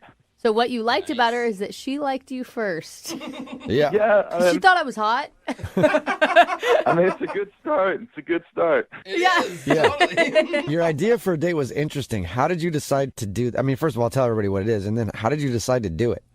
Well, I was kind of tired of just, the old dinner and a movie type thing. I wanted an experience, so I went and looked for the lowest rated restaurant I could find in the area on Yelp. What? Why? That's a terrible strategy. Well, I mean, we were talking and we decided that, like, the traditional, like, nice dinners, 5-star restaurants, well, one, they're crazy expensive, but two, they're kind of boring. Like, you go to enough of those dates and they all kind of blend together, and wanted to try something new. And, Anybody can try to have like a great meal on a first date, but nobody really tries to have a crappy meal. And I like that. I like that idea. Yeah. I was searching and searching on Yelp for like at least an hour. Oh, man. And I found this like hole-in-a-wall Italian place like way on the outskirts of town. Like I'd never even been to this area before, but it had like 1.5 stars and just no good reviews on the entire thing. So that's so bad. And did it deliver on its promise? Yeah, it really did. So what happened when you showed up at this horrible restaurant? Well, first off, we almost didn't show up because it's like not advertised on the street at all. Like we drove past it like 5 or 6 times, just like trying to find this location. Oh, I hate that. Like GPS says it's right here. Yeah, like we would pass by it and the GPS would say, "You're here," and then stop GPSing, and so we would just have to reset that. You're like, it's actually literally this dumpster that we're standing in front of. It is this hole in this wall. Yeah. I'm guessing since this was such a horribly rated restaurant on Yelp, there wasn't a long wait for you guys to get a table? No, we walked in when we finally found the place, and there was literally nobody there. There wasn't like a host or anybody in the actual place. And eventually a guy from the back walked out, and first off, he was like really uneasy. He was like, "Oh, are you guys the cops?" What? And we're like, "No, we aren't the cops." This is actually pretty exciting. This is great. Yeah. That's a normal question whenever you walk into a restaurant, I think. Then he patted you down to see if you were wired. No. But then he was like, "Are you from the health department?" Which is kind of got us a little freaked out about whether or not this food was okay. And you still decided to eat there. Well, we were committed at this point. Like, we'd been talking about it, so we had to. But we were like, "No, we're not from the health department." And after that, he like really perked up, and all of a sudden he was like, "Oh yeah, well come on, let me get you something." Okay, there you go. But then we're sitting there and we're looking for what food we want to get, and we mentioned that it's our first date, and so he takes our menus and goes, "Oh, I got the perfect thing." Oh no! That means I got whatever's left in the freezer from whoever hasn't been here in so long. Yeah, so we're sitting there for like a few minutes just wondering what it could be, and he just comes out with a big bowl of spaghetti and meatballs. Oh! And that's it. That was his big surprise, spaghetti and meatballs. Yeah, that was this is the a big specialty. special thing. Apparently he's like proud of the meatballs, like it's some family recipe or something like that, but they were pretty run-of-the-mill. So The heat up ones, the frozen meatballs. Oh, man. So he actually sits down with us at the table. What? So kind of the rest of the meal is us talking to him. That's got to be nice on your first date, getting to know this weird restaurant owner. I'm so happy to just have someone he around. needs to be socialized more, I think. Yeah. So was she into it, or was she annoyed by the end? I mean, I was taking it all in pretty good humor, and I felt like she was laughing along pretty well, but I am calling you guys, so I mean, something went wrong. Did you get a kiss at the end of the evening, or? No, there wasn't really an opportunity to be very romantic, but it felt like we had fun. I thought it was worth continuing getting to know each other, but maybe I'm wrong, I guess. Hasn't really been responding to anything. All right, well, we'll play a song and then come back and get your second date update, all right? All right. All right, hang on. Moving 92.5. Brooke and Jubal in the mornings. Second date update. If you're just tuning in for today's second date update, Michael is on the phone, and today he wants to call a girl named Madeline. They actually had one of the worst first dates ever, but on purpose. It wasn't a bad thing. They decided, as a joke, they would find the worst rated restaurant on Yelp and go eat there, and they did, and it was a really weird experience. And then they went to a dive bar after, and he can't figure out why he's not getting a call back. All right, Michael, we're about to dial her phone number. Are you ready to go? Yeah. I'm a bit nervous, but excited. And you thought that, maybe the date ended up just being a little bit too much for her? I think so. I can't imagine anything else. I'm afraid I freaked her out, but I remember she was the one who first expressed interest in me, so I'm really in the dark here. Okay. You don't think maybe she got food poisoning and died, do you? Died? Oh, I hope not. Well, she's not calling you back. That's the only thing I can think of is she's got to be dead. The That's what I restaurant always had think, though. 1.5 stars, not 0 stars. Oh, okay. Well, I'm going to dial her phone number right now. Here we go, Michael. All right.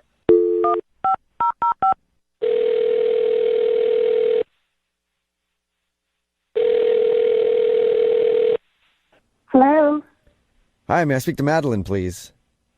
this is she. Hey, Madeline, how are you? This is Jubal from Brooke and Jubal in the morning. I think I made my payment this month already. Are you sure? Because I'm checking my records and I don't see a payment made. No, I mailed it like 2 days ago. I'm not a bill collector or anything else. This is Jubal from Brooke and Jubal in the morning. It's a radio show. Oh. You have some weird bills, Madeline. I'm sorry. I get lots of weird phone calls. But if you'd like to submit a payment to me, I would be more than willing to give you my information and you can send a check. No, I give away too much money as it is. So what's up? I'm calling you today because we do a segment on our show called The Second Date Update. That's where if you go out on a date with somebody and then end up not calling them back after, they can email us to get you on the phone and find out what happened. And Michael actually sent us an email wondering if we could get you on the phone and ask why you're not calling him back. Michael? Yeah, that's a pretty heavy sigh there, Madeline. Yeah, I'm a little frustrated with Michael at the moment. Oh. Really? Can you tell us why? Well, it was just one of the most frustrating dates ever. Frustrated? Yes, frustrating. I don't know how else to describe it. Frustrating. He said you guys laughed, you had fun, you connected. Yeah, I really didn't have the opportunity to connect with him because I was panicking the whole time. You were panicking? Yes. Why were you panicking? So I don't know what he told you, but we went to this restaurant way on the other side of town, which meant we were in the car for 45 minutes each way. Okay. And I think you can tell a lot about a person by the way they drive. And Michael is not a very good driver. Probably one of the worst drivers I have ever ridden with. Whoa, really? Not road rage. I don't mean that, What did he... Yeah, what? He's just clueless behind the wheel.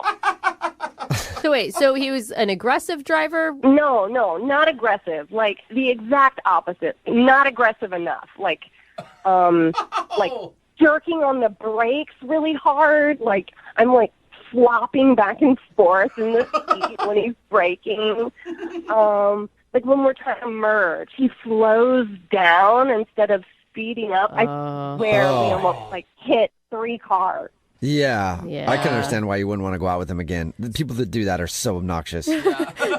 You were actually having road rage while in the car with the driver. Basically, I was trying to keep myself under control, but like, you know, my foot's like pressed on the floorboard, like I'm the one driving, you know, like, oh my God. So wait, you liked him outside of that. It's just you can't date somebody who drives like that.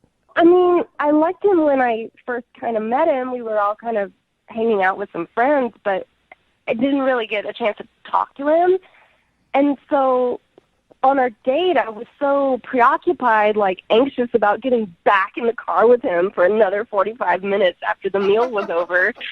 I couldn't think about anything else, you know? And then, like, I don't know, the restaurant guy sat down at the table and was talking. So, I mean, I have no idea if I like him or not anymore. I'm just, like, so terrified of him driving. I mean, it makes sense. If you're going to date somebody, you're going to be in the car with them a lot. I mean, it doesn't I guess make you could drive all the time. I don't think it makes sense. It doesn't, like, you really think it reflects who he is as a person. I don't know. If he's that, like, clueless and unaware, what does that mean about the other areas of his life that are not as important as, you know? Judgmental. Good question, Madeline. And we should just ask him because he's actually on the other line listening to this conversation and wants to talk to you.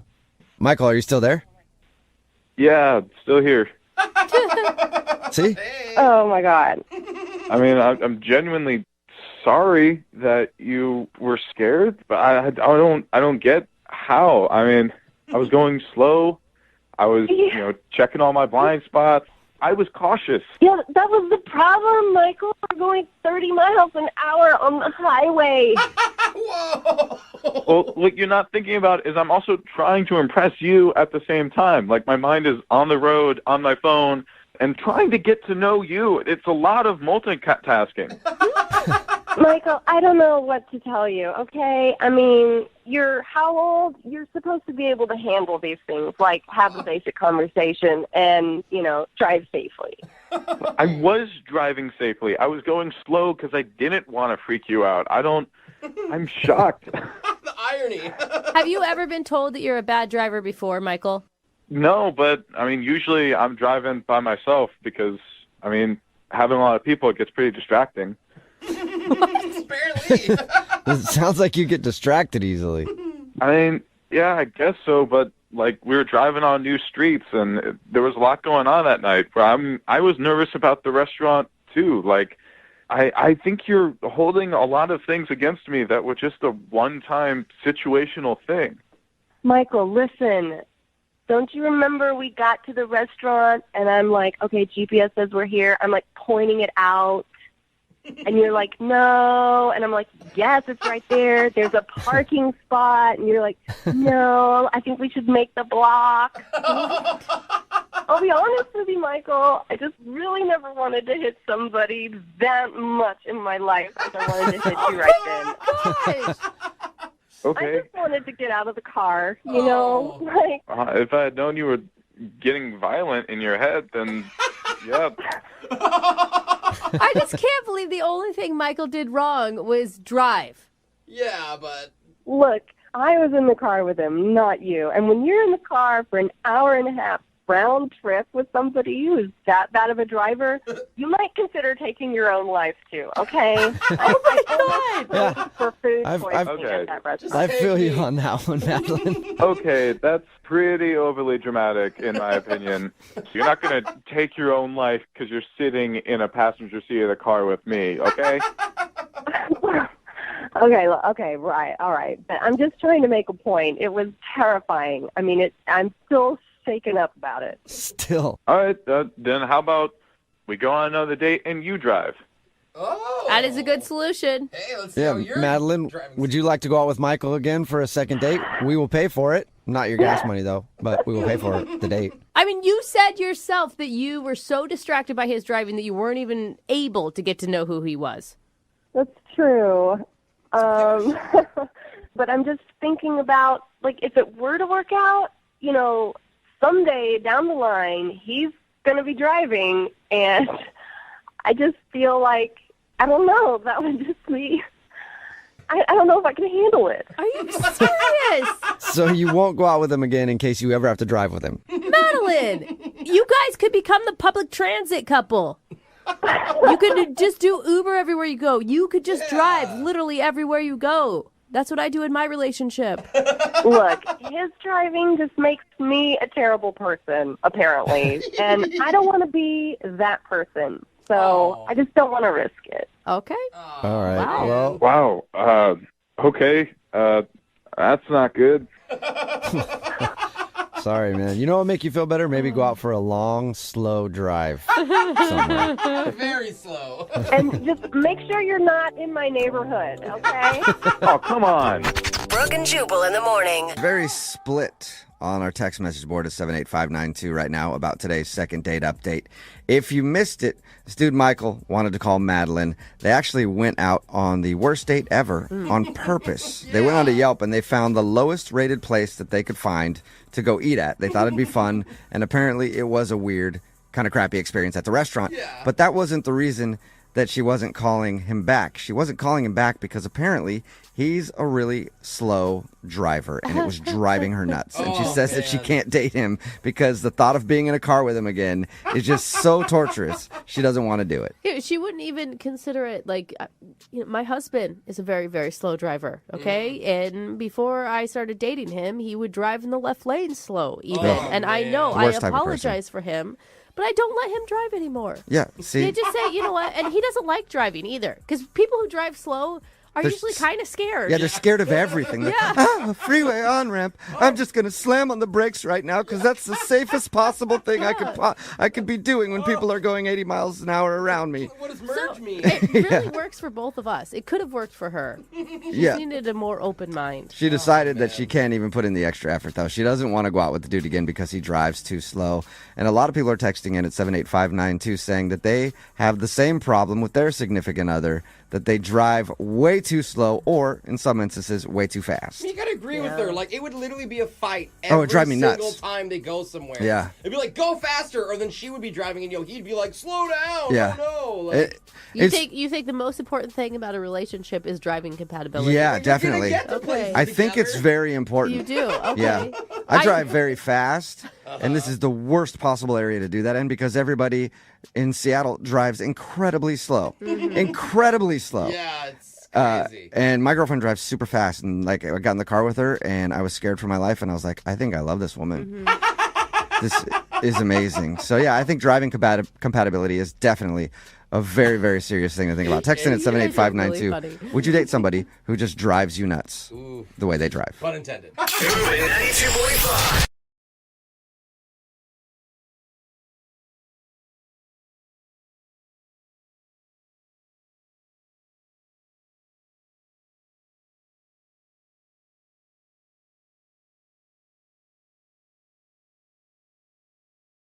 Moving 92.5. Brooke and Jubal's second date update. All right, follow along with me here. We're about to do a second date update on a girl's fiance. What? Why? That doesn't make sense. It'll make sense in just a second. Cindy is on the line with us. She emailed us about her fiance, Adam. Okay. You're still confused. I can see it in your faces. Yeah, Cindy, did you get married on the first date or engaged? I mean, what's going on? Cindy, why don't you explain to everybody what your situation is? Hi, guys. Hey. I met Adam online, actually. We started talking about 6 months ago. He's not from here, right? He lives Right, he lives in Oregon. Oregon, okay. So we sort of had this long-distance relationship. And, at first it was just, chatting every once in a while, and then we started talking, every day, every morning before I went to work. When I got up, I'd call him, and we kind of, get ready together in the morning. And then, after about 6 months, we were kind of having a pretty intense conversation, and he actually proposed to me. Oh. Now, is this before you have ever met each other, or have you met in person? Yeah, we hadn't had a chance to meet yet. We've been talking about it for some time. Oh, my God. It's hard with our schedules. So, yeah, it's crazy. Yeah. Yeah, I mean, stuff like this happens all the time. Yeah. I don't know. There's something there, and I said yes. Yeah, Okay. because you guys are too busy to schedule a meetup, but planning a wedding Yeah. and stuff, that'll be easy. But you did finally meet up with Adam, right? Yeah, we decided we just couldn't wait any longer. Were you scared at all that he was going to catfish you? You were going Yeah. to show up and it was going to be somebody completely different? That's what all my friends were saying, but the pictures and stuff that he sent, like, it didn't feel fake. Like, it felt really authentic, and it was. So when we were on the date, it felt like we'd known each other for a really long time. What was it like as soon as you saw him? It was like a big relief. Like, oh, thank God you're not actually a woman. A murderer. Yeah. I just felt like it validated all my feelings for him, that he was totally normal, and he made me laugh. He was everything that we had been. Same person that you've been talking to online Yeah, for 6 same person. Wow. And how did your first date go? It was like really exciting. Everything was going well. But like not even 10 minutes into our date, he says, "Aren't you so pumped to get married?" And I was like, yeah, but like, let's, take things as they go. Like, okay. Like it's a sweet workout you guys are about to do. I'm so pumped. yeah, I mean, like, I just thought since it was the first time we met, like, what's the hurry, But Maybe try the first kiss. And then get into the wedding No, stuff. Jubal, I know. come put the on. ring Marriage on you. before kissing. Everybody knows that. we actually kissed the second we saw each other. Okay. But Okay, good. At least you got that out of the way. Does it worry you at all that you've only known him online for 6 months and he's so focused on getting married to you? no, not worry. I really feel like he's the one person for me, but I just don't know why we're like in such a hurry about it. So you don't feel like he could possibly have any ulterior motives to wanting to get married so quickly?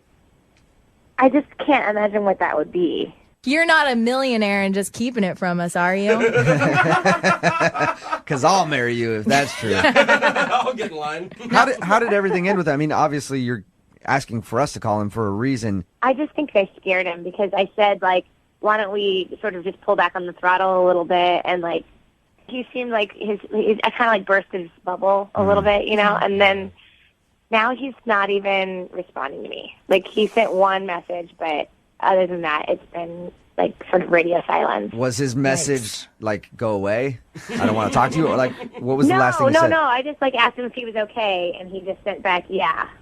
Oh, that's it? A one word? Wowza. To your fiance? Yeah. How dare you? So when we do the second date update, when we call him here coming up, you want us to try to get the wedding back on? I don't know, yes, I guess. Okay. But, like, not, like, I want him to know that we need to take things a little slower, maybe. I am ordained, I could marry you guys over the phone. He really is. Just get this thing done. Yeah. You guys are dragging your feet. Right? You got Jose and I as witnesses. Yeah. There you go. All right. We're going to play a song, come back, call him, and get your second date update, all right?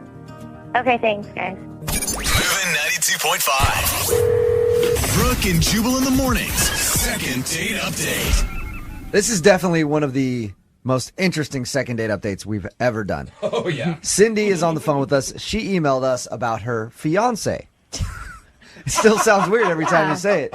Cindy was dating this guy, Adam, online for 6 months. He lives in Oregon. She lives here in Washington. During their chats, he asked her to marry him. She said yes. They finally met. And now he's not getting back to her after actually meeting up and having an official date in person. I mean, I know that you said that when he brought up the wedding thing, you were like, hey, maybe we should wait. And then he seemed pissed about that. But were there any other signs that may have prompted him to... It seemed like that was the reason he sort of got quiet, but I don't know. Okay. And remember, all Cindy has heard from him since they actually got together, she asked him if he was doing okay because he wasn't responding to her, and he just texted, yeah. One word at her. A lot of people on the text message board, and I'm sure you've heard this from your friends, say, like, you're crazy, you don't really know the guy, but you are certain that this is the dude for you. Yeah, that's where, like, I feel like I'm not crazy. That's the only thing that doesn't feel crazy to me. You feel like everybody else is Okay. crazy Yeah. for saying you're crazy. And This yet- whole damn court is crazy. All right. Sorry. We're gonna call him right now and see if we can get him on the phone and get your second date update, okay? Okay, thanks, All guys. right, here we go.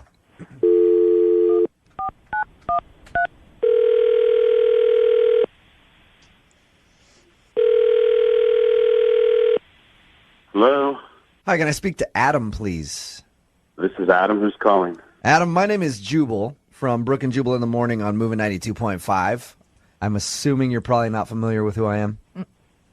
Yeah. How dare you? No, I understand. I know you live in Oregon. It's a morning show in Seattle. Okay. And we're calling you because Cindy, your fiance, emailed us and wanted us to ask you why you have been dodging her. Oh. Wow. Okay. She told us, how you met and how you had an online romance and everything else, and you asked her to marry you.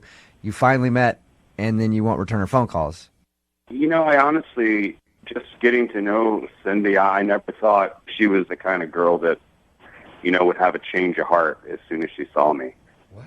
I thought things were great, but for some reason, as soon as we met, it's like I guess I just wasn't good enough for her. So I don't know. She just lost her confidence or something. I don't know. Let me explain. This is crazy. Adam, Cindy is actually on the phone with us. Cindy's on the phone? Yeah, you haven't been answering her phone calls, so she, wanted us to call for her. I'm sorry to do it like this, but I needed to talk to you. I can't keep being ignored. Why would you do this? It was very hurtful, I mean, we spent all this time getting to know each other, and I know, every and that's day, what I'm and saying. Then, I don't know why you would just cut me out of your life like this.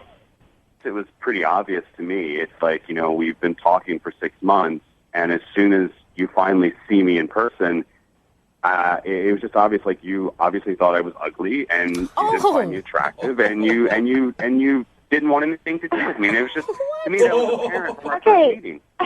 That is so ridiculous. That's not the first time I've seen you. I've seen pictures of you. I absolutely don't find you unattractive. I find you very attractive, actually, Adam. Adam, I'm gonna give you a little advice that I give a lot of guys in the second date updates. Go to the store, pick yourself up some Old Spice swagger, and get a little confidence. Start showering with that stuff, okay? You need a little more confidence, man. Mm-hmm. Well, you just have to understand what goes through my head, and in all of the women I've dated, I've never felt as close to someone as I feel to you.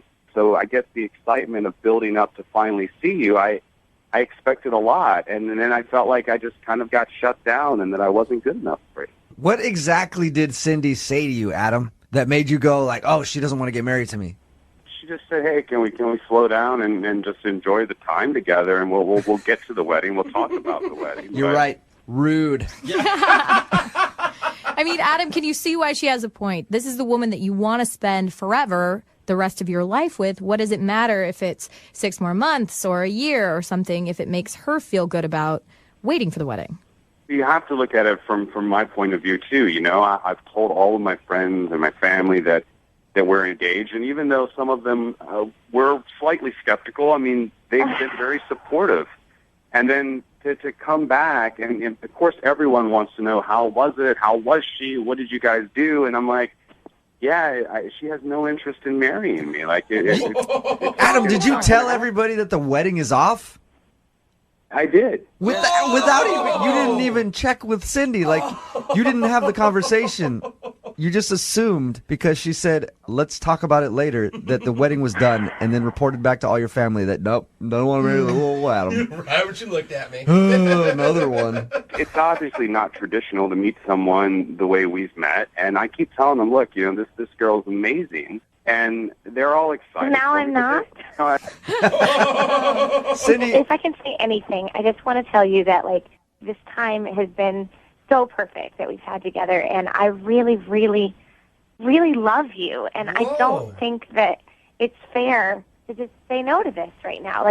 I'm glad you're so excited to marry me. I can't wait to marry you too, but I think that we have to do it in the right way, and I think that we have to be mature about it. And I just want to be completely 100% ready to do it, and something just says to me that we need to spend some more time together. We need to develop our friendship first. Adam, I have a feeling like you're a pretty sensitive guy.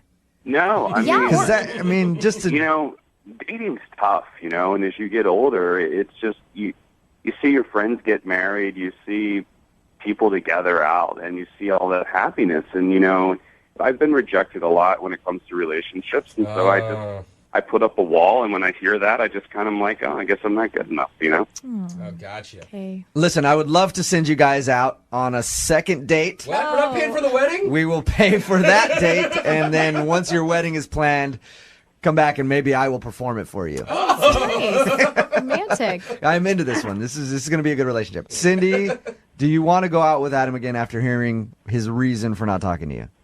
Yes, of course I do. I love you, and I don't want this to be the end of this. And we're going to be just fine. We just have to get through this, okay? Adam, do you still want to marry Cindy? Do you take her? Obviously, I need a second chance to make a first impression again, I guess, and I'd like very much to have a second date with you. All right, well, with the power vested in me, I declare this a successful second date update. Congratulations, you guys. Thanks, guys. Brooke and Jubal. Are you single and feeling out of the loop? Put away that mouse and get out of the house. Join In the Loop, Seattle's brand new activities club just for singles. Go to intheloopsingles.com today. Moving 92.5. Brooke and Jubal's second date update. There are a lot of mistakes that you can make on a first date. You can talk about politics. It's always a risky thing. You can talk about your ex. You can projectile vomit. What? That's a big one. That's a big deal breaker usually on a date. Yeah. Well, Tim, who's on the phone today, who wants to do a second date update, had that problem on his date. He ended up throwing up during the date. I don't have all the particulars on that. That's just what his email said. Tim, how you doing? How's it going, guys? Pretty good. Probably better than you. Yeah, probably. Oh my So God. your email said that you threw up on your date. Did you actually throw up on your date or during the date? No, it wasn't like that. Okay, well, what happened? Well, we were actually out at a bar, you know, and having some drinks, had some shots. Probably really shouldn't have had those shots, but You sound like a nervous guy. Were you like taking shots to like calm your nerves? no, we were just out drinking. All right, so Okay. you just drank So too you're much and had to throw up. Kind of. Kind of. Well, I was in the bathroom. I don't even really know if she knew that I had thrown up. Okay. So why do you think that's an issue? Because your email said you think that's the reason she's not calling you back. Oh, man. Well, I was just in the bathroom, just sick for a few minutes, and I was just thinking to myself, dude, I got to rally. This girl's like hot. I got to get out there. So I just went out and we started dancing a bit, and I didn't have any gum or anything. Oh, so Did you at least like rinse your mouth out with water or something? I tried, but you know that's not too effective usually. Yeah, it usually doesn't help. so You need some gum or something. Oh no. So are you worried that she smelled vomit on you? Obviously, yeah. But you know, at the time you're kind of feeling a little tipsy, so you're not really all with it, and you kind of feel like, okay, should I not? It's hard to make decisions at that time. And what was this girl's name? Kate. So did she say anything about noticing that you smelled? Well, she didn't say anything, but we did kiss, so I'm figuring that she did. You kissed her with puke mouth? Why? It just kind of happened. You should have like gave her the cheek or something, and then like on your way out, grab some gum. Yeah, that's just rude. I didn't want to do it, but you know, she kind of wanted to make out. What am I supposed to do? Yeah, I guess Oh, if I were in your shoes, I would have done the same thing. Now, I guess you can tell by how long the kiss lasted. Did she keep kissing you, or did she stop? Started off longer, but yeah, then it kind of died off. Oh man. So, I mean, she sounds like she was honestly interested in you because, I'm sorry, if someone's so drunk on the date that they're vomiting, like, I would have been like, peace out at that moment. And have you tried to contact her since? I've tried contacting her a few times. I left a voice message, and I've sent her a few texts. Okay, have you heard anything from her at all? No. And did you say in the text, like, hey, maybe I drank a little bit too much last night, let's do this again, or?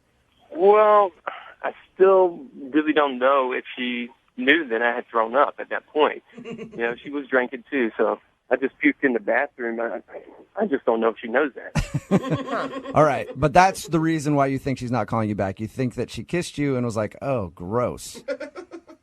That's what I'm afraid of. It might not even necessarily be puke that she's just like, oh man, this guy has horrible breath and I don't ever want to kiss him again.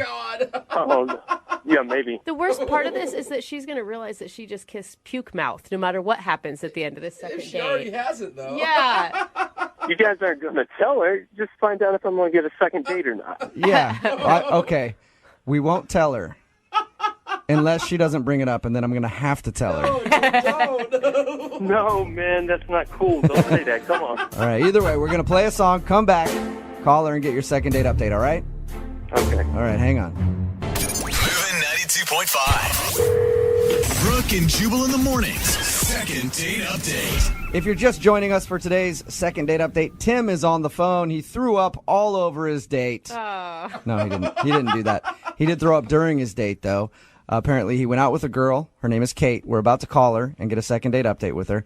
But they went out to the bar. They were taking some shots. He felt like he was getting a little sick, so he ran to the bathroom, threw up, went back out on the dance floor with her. She went in for a kiss. He didn't know what else to do, so he kissed her. And he thinks the reason she's not calling him back is because his breath was terrible after that. He's texted her a few times, tried to call her. He's heard nothing. We're going to give her a call right now and see if that is, in fact, the problem. Tim, you ready to give Kate a call?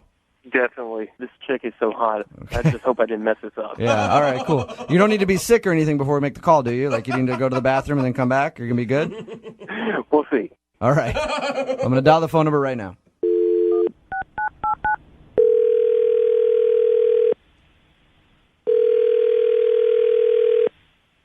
Hello? Hi, can I speak to Kate, please? Yes, she? Hey, Kate, how are you? This is Jubal from Brooke and Jubal in the morning. I'm sorry, what? This is Jubal from Brooke and Jubal in the morning, the radio show. Okay. I'm calling you today because you recently went out on a date with someone who listens to our show. His name is Tim, and he emailed us asking if we could get you on the phone to find out why you're not calling him back. You're kidding me. No, I'm not. Tim called your show, and now you're calling me on his behalf? Correct. Because Can I ask why? We think Tim is a great guy, and we just don't understand why you don't want to go out with him again after your first date. You got to be freaking kidding me. No, I'm not at all, He's actually. a great guy. I'm not really sure. What do you want? I just want to know why you're not calling him back, that's all. Can you tell us that? I don't know what you know, but I met him at this club situation. At first, I thought he was a nice guy. He was coming on pretty strong, drinking a lot. Oh, God, it's so disgusting. Is it really that bad? Listen, Kate, we talked to Tim about your first date. He definitely does not have the same impression that you have. Mm-hmm. He said that you guys are just out dancing, having a good time, and that you even kissed him when you guys were hanging out. Which I deeply regret. So what really happened, if you want to know, and hopefully this is going to be tuned out to the world here because he's just disgusting. When we were dancing, I don't know how up he was at the time. He seemed to be drinking a lot, and he's a terrible dancer, by the way, but he did something inappropriate. What did he do? What did he do? I don't know if I can even say this on the radio. If it's too bad, we can always beep it out.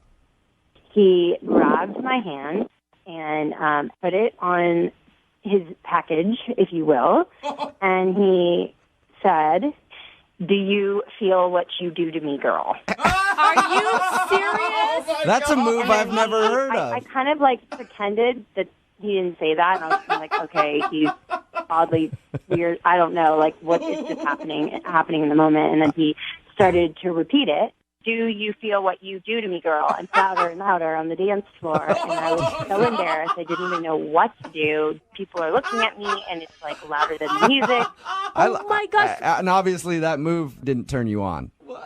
I'm not even going to answer that. And just to clarify, the kiss was before this move. Yes. Okay. Yeah. Just want to make sure that...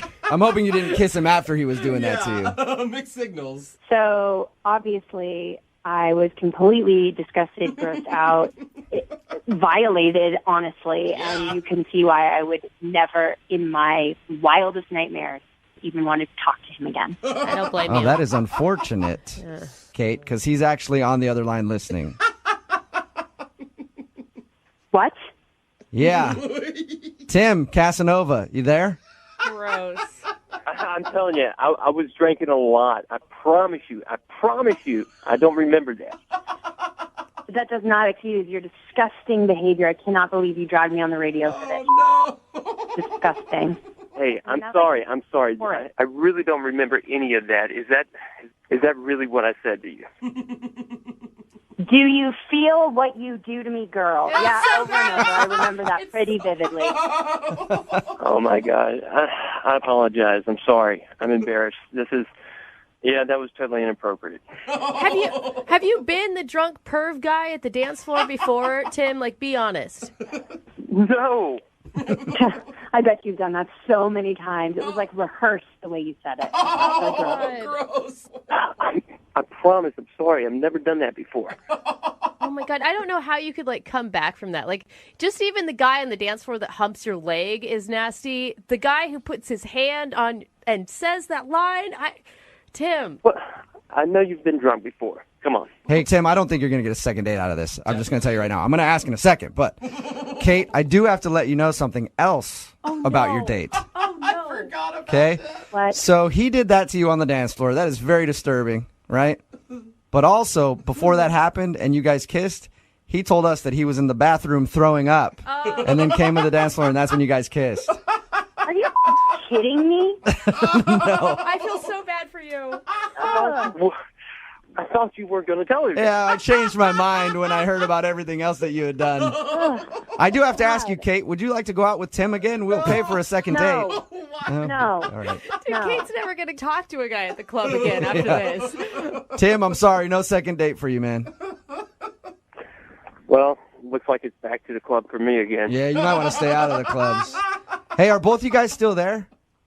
Yeah. Yeah. Okay, cool. I just want to know if you can hear what you do to me. Yeah. Brooke and Jubal in the morning. See this on the radio. If it's too bad, we can always beep it out. He grabbed my hand and put it on his package, if you will, and he said, "Do you feel what you do to me, girl?" Are you serious? That's a clip from the second date update that we just aired.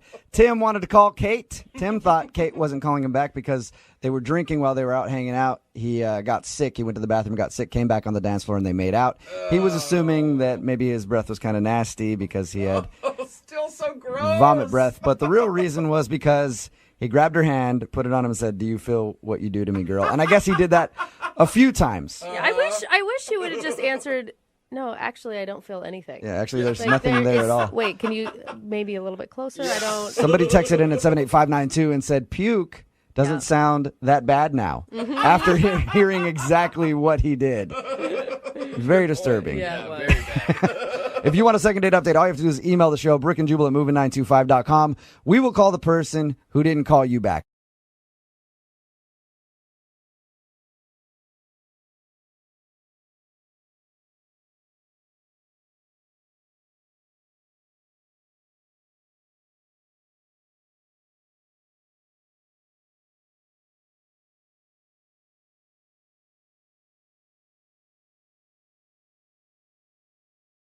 Moving 92.5. Brooke and Jubal's second date update. The guy on the phone for a second date update today said in his email that he's, quote, a genuinely nice guy. So I believe him. Oh, that's good. Yep. His name Glad is you do. George, and George is a genuinely nice guy. If it's in writing, I know it's true. And So, if it's- George, congratulations on being such a nice dude. Well, thank you. I appreciate it. Yeah, no he problem. does sound lovely. Yeah. You're likable already, George. Thank you. George, if you're such a genuinely nice guy, why do you have to do a second date update? Well, that's I never thought I would have to, I guess, but I figure, we have the opportunity to figure it out. Is it the nice guys always finish last type scenario? That's kind of how it feels, to be honest, because I think it was a great date, and nothing has seemed to have come from it. So, Okay. I don't know. So tell us a little bit about her. What's her name? Her name's Tiffany. I found her on a dating website, which, first off, by the way, I'm not a guy who goes on dating websites. I was actually pretty apprehensive about the whole stuff. Sure. That's what everybody always says. Doesn't everybody's profile on dating websites say, "I'm new to this"? It seems like That's the common But thread. I'm telling you, that's true for me. That is true. And remember, you got to believe George is his word always. Yeah, he's a nice He's a nice guy. So anyway, I was scrolling through profiles, and a lot of them, they seem kind of disingenuous. But then when I found Tiffany's, I don't know, it was just like one of those feelings you get, And she was like outdoorsy, which I love that. But I think the biggest draw was like she had this beautiful blonde hair. I mean, it's like, oof. I mean, it's like silky and smooth. All right. Now I think I know what kind of feelings you were getting. At first I was thinking it was like something in your heart, but now I know it's somewhere else. No, hey, I'm just a guy that likes a girl with a lot of hair, and she's got flowing, beautiful hair. I have never heard a man say that before. So I'm just saying, like, I looked at it, and it looked like, like a hair model of some sort of shampoo or something. So you're not a boob guy, you're not a butt guy, you're a hair guy. I mean, hey, hygiene's very important to me. Dude, I do not want to sit next to him during a shampoo commercial on TV. George loves me some hair, that's all. Did you Hey, just man. really say that in third person? No shame in what you like. So you loved her hair. Tell us about your date when you guys actually went out. Well, yeah, we've been talking for 2 months, and I was very apprehensive about, like, coming on too strong. I've read articles about, like, creepy guys taking girls out and stuff. So when we went on this first date, safety was really, like, that's the word. Like, I was priority. Like, I told her, I'm not going to take you to a picnic. I'm not going to take you to the park because of, like, wooded areas. Okay, but George, you understand that most women, if they're going to get a message from a guy that lists all the creepy places they're not going to take you, it comes off as really creepy. Yeah. No. It's just so she knows that I'm on the same board. Like, Did you literally say to her, "Don't worry, I won't take you near any wooded areas"? Yeah. All right, and she still went out with you. Yes. That's not the problem, guys. Are you sure? So I took her to like like downtown where there's like a lot of people. And a lot of lights, yeah. Was A it a lot of date? light. It was during the day. Yeah, daytime date. Okay. Did she seem to enjoy herself? Yeah, we had a great time. And then I was like, do you want to call it, quits? And she's like, no, let's go get a drink. So I'm like, okay. That's step 2. We're getting there. You took her to a place to get drinks and only bottles of water that were already closed that she could open herself. Yeah. Okay. I mean, everything she was getting directly from the bartender. All right. So she was safe with you, George. Yeah, exactly. I wanted her to feel that way. Okay. But then, I'm talking to my coworkers at work, and I tell them, this next part, and they're like, that's too far. Uh-oh. Okay, so what I did was, when we sat down, we were talking about, what we do to stay fit and everything, and then I, just told her, like, just so you know, I'm tested on everything. And, Wait, slow down. You went tested on what? All like, I'm up to date with shots and vaccinations, and I'm clean STD-wise. So you just told her that, or were you having a conversation where that worked? Like, we were talking about, like, working out and stuff, like staying fit. So you went... I think it's pretty relevant. You made the leap from fitness to STD? Yeah, because it's all like health. Okay. And how did she react when you told her that? Well, first off, I think she was like a little skeptical to me, so I was like, oh, she doesn't believe me. So I was like, no, I had it in my bag. I didn't plan it, but I did have my results because I had just done it like a week ago in my bag. Okay. So you're like... You don't date a lot. Whoa. Do you date a lot, George? I mean, where do you find women? You know what I mean? So I'm trying. So that's Online. it. No. But I'm just asking the question because to bring your... Well, first of all, it sounds like you got an STD test leading up to the date. Yeah, leading up to the date, but it wasn't because I was going to have a date. Okay, okay. I was thinking you did it specifically because you were going out with a woman and you wanted to get I figured tested. eventually I would have a date. Okay. So the thing is, it's like sometimes, I'm told that can happen pretty quickly. You go one into the next, and I don't want to ruin the mood. Right, you want to be prepared in case dinner or drinks leads to something else. Yeah, and I want her to feel safe. Okay. Did she feel safe? Well, the thing was, after I told her, she said that she had to get going for a tennis lesson. Yeah. Oh, yeah. She had one of those random tennis lessons pop up in the middle of the day. either that or she was still on my train of thought about being health conscious and stuff, and she remembered, and it just popped into her head. No.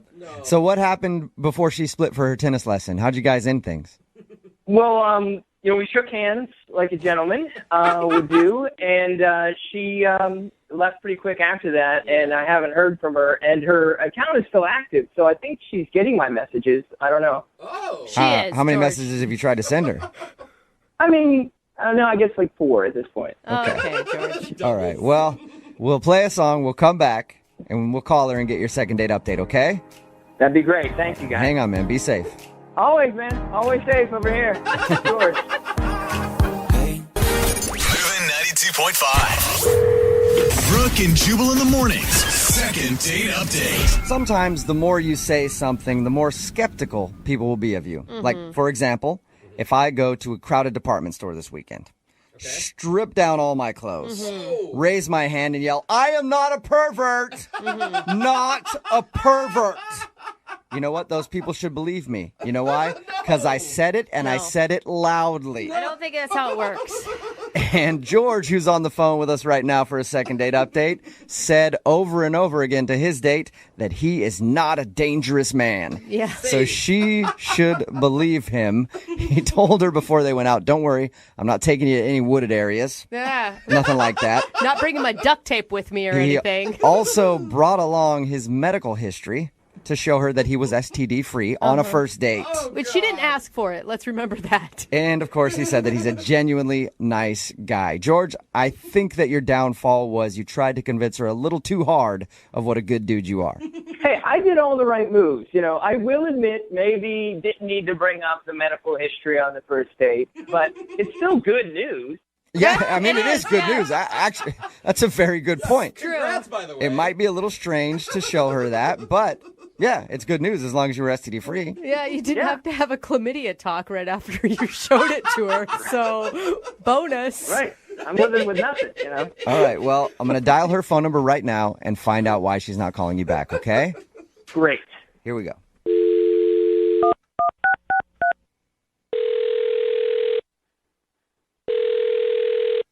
Hello. Hi, is Tiffany there? This is Tiffany. Hey, Tiffany, how are you? Who's this? Oh, my name is Jubal. I'm sorry. Do I know you? No, probably not. My name is Jubal from Brooke and Jubal in the Morning. It's a radio show. Okay. Are you selling something? No, I'm not selling anything. I actually want to call you because one of our listeners asked me if I could get a hold of you. His name is George. Uh-huh. And George emailed us and said that he went out on a date with you. Right. Right. And we do a segment on our show called the Second Date Update. But George really liked you a lot, and he would love to see if he could go out with you again, but he's wondering if he did something wrong.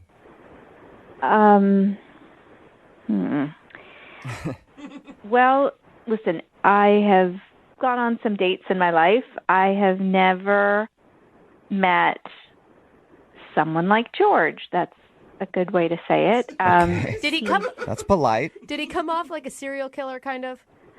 The nicest one ever. The nicest serial killer ever. Okay. They always are. Hey, at least he was nice, right? It was interesting, to say the least. Oh, my gosh. There's like a seed of potential in there that needs some nurturing. So George has a seed of potential. Yes. Okay. Listen, he is incredibly selfless, very sweet, overly concerned with my safety. Mm-hmm. And he's STD free. He told us that. Yeah. Hey!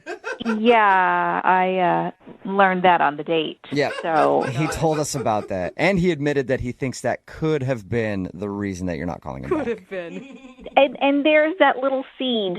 He kind of knows, but he doesn't, you know? Can you explain the date in your words? We heard from him a little bit about your date, but I'm just curious to hear your side of the story. Well, you know, initially it was like very, polite. And here, let me get your chair. And, you know, you guys, I sneezed during the date. And kindly he said, bless you. And then he went to go blow my nose. What? He went to go blow my nose. And then I was like, oh, my God, do I have, like, a booger hanging out of my nose? How embarrassing. And he was, like, dabbing my nose, and he's like, oh, good, I just didn't want any germs to spread because I don't like germs and I don't want them to get on you.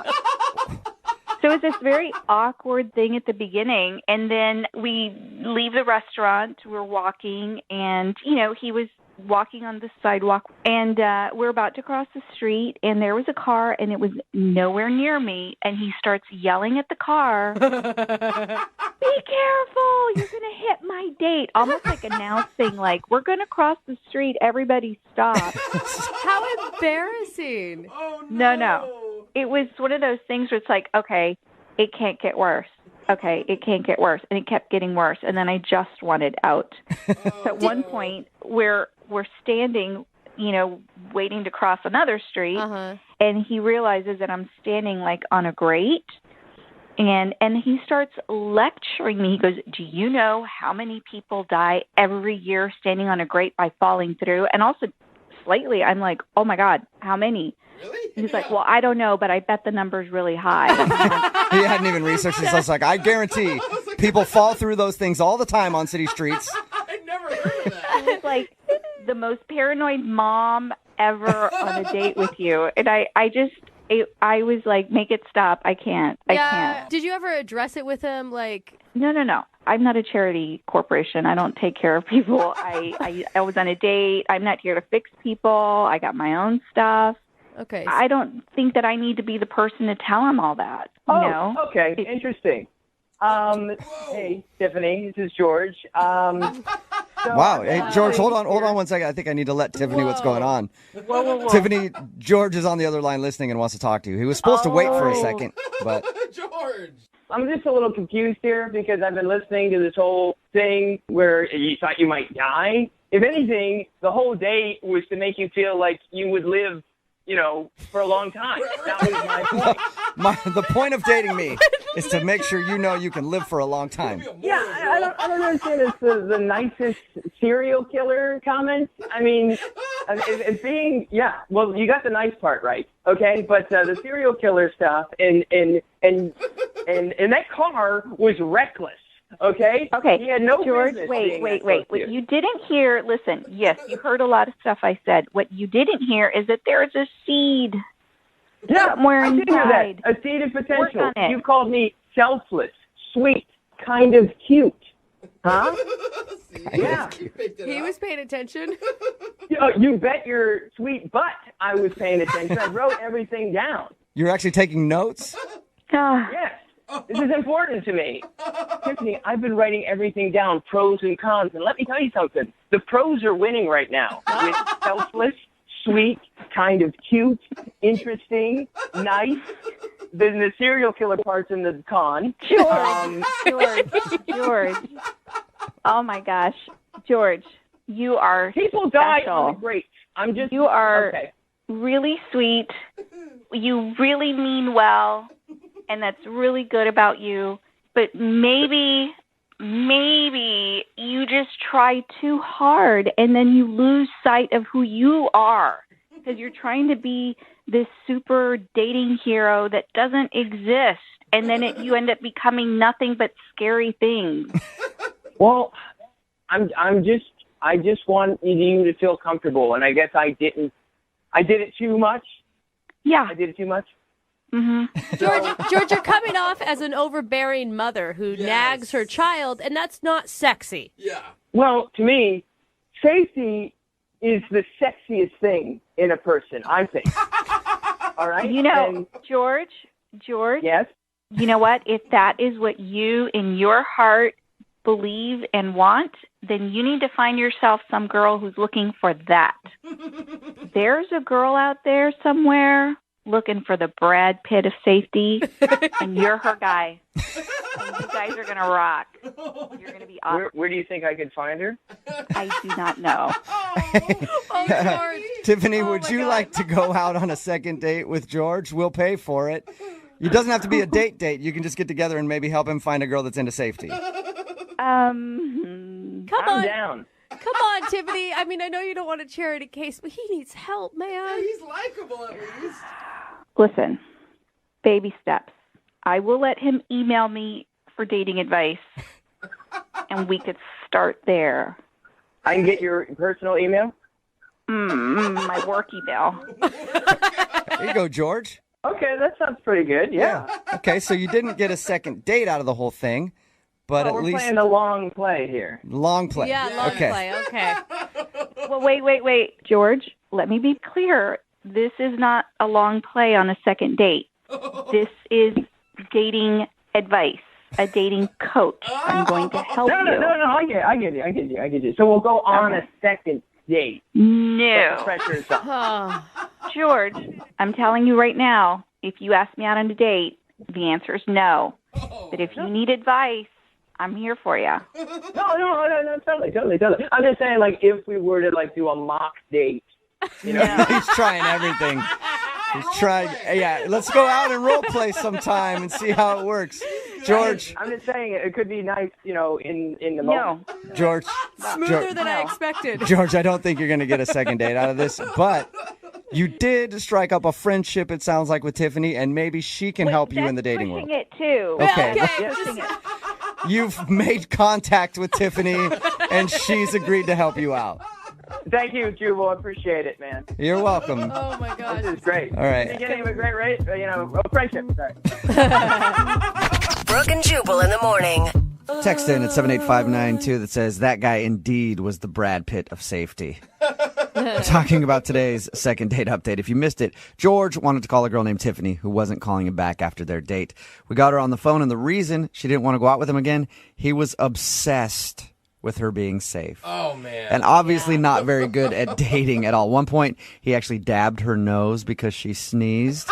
And he wanted to make sure that she wasn't getting any germs on her so she wouldn't get sick. Yeah. And then reminded her when she was standing on a street corner on top of a grate. You know how many people die standing on top of those things? You shouldn't stand on top of that. I don't think a lot, though. It was just constantly obsessed with safety. So she said she didn't want to go out with him again. But like she did offer to be his dating coach at the end. And he still didn't quite get that. No, he didn't understand. You know, but I give him props for keeping trying. Like, persistence is key. Yep. So hopefully he does well with her advice now. He's gotten approval to email her on her work email and ask dating questions from time to time. So I consider that a successful second date update. Remember, if you want to do a second date update, all you have to do is email the show and we will call the person who didn't call you back.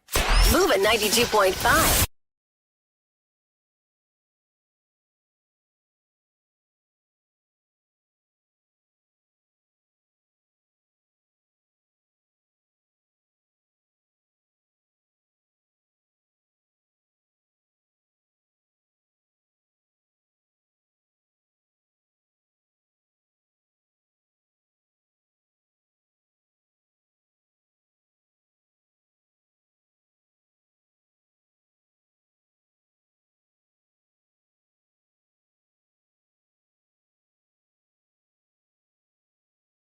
Every time we do a second date, and I started off by saying, this is the craziest place I've ever heard of two people meeting, I always think that's going to be the last time that I say that. Yeah. And then I get emails like we got for today's second date, and I have to say it again.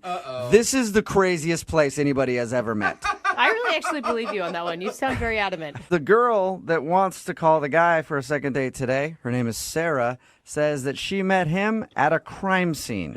What? Yeah. No way. What's up, Sarah? Hi. Congratulations. Oh, no. You officially have the title of the weirdest place of meeting anybody for a date ever. How did that happen? Okay, so this was about a week ago, and I was at a convenience store. I was just picking up some stuff for my apartment, and I'm in one of the aisles, and I turn around, and I see this guy at the counter with a gun, facing it at the shop owner. Please don't continue by saying that you thought he was really cute and you got his number. That would be amazing. Not exactly. I think that'd be amazing, though. Ooh, bad boy. Dude, some women are into it, man. I can see it happening. Anything can be attractive with a gun, but not exactly him. Okay. That's frightening. It was, because I've never been in a situation like that, so it kind of rattled my nerves, and I started to shake a little bit. And I feel like even people who have been in a situation like that, it would still rattle their nerves to be in the middle of a convenience store robbery. Don't worry, guys. I've done this 4 times. It's not a big deal. Not again. So I I started to shake a little bit, and I didn't know what was going on, and it seemed forever, but the guy with the gun got spooked and ran out. So no harm, no foul. It was just the fact of seeing that happen scared me.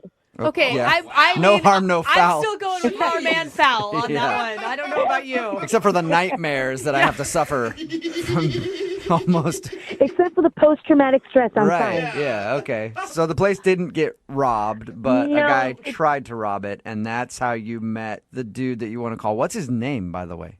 His name is Rusty. Okay. And how did you guys actually meet? How that happened was, of course, the shop owner called the police, Yeah. and Rusty happened to be in the store and witnessed it as well. The police came, they tried to take our statements, and we started, telling them what we had seen happen.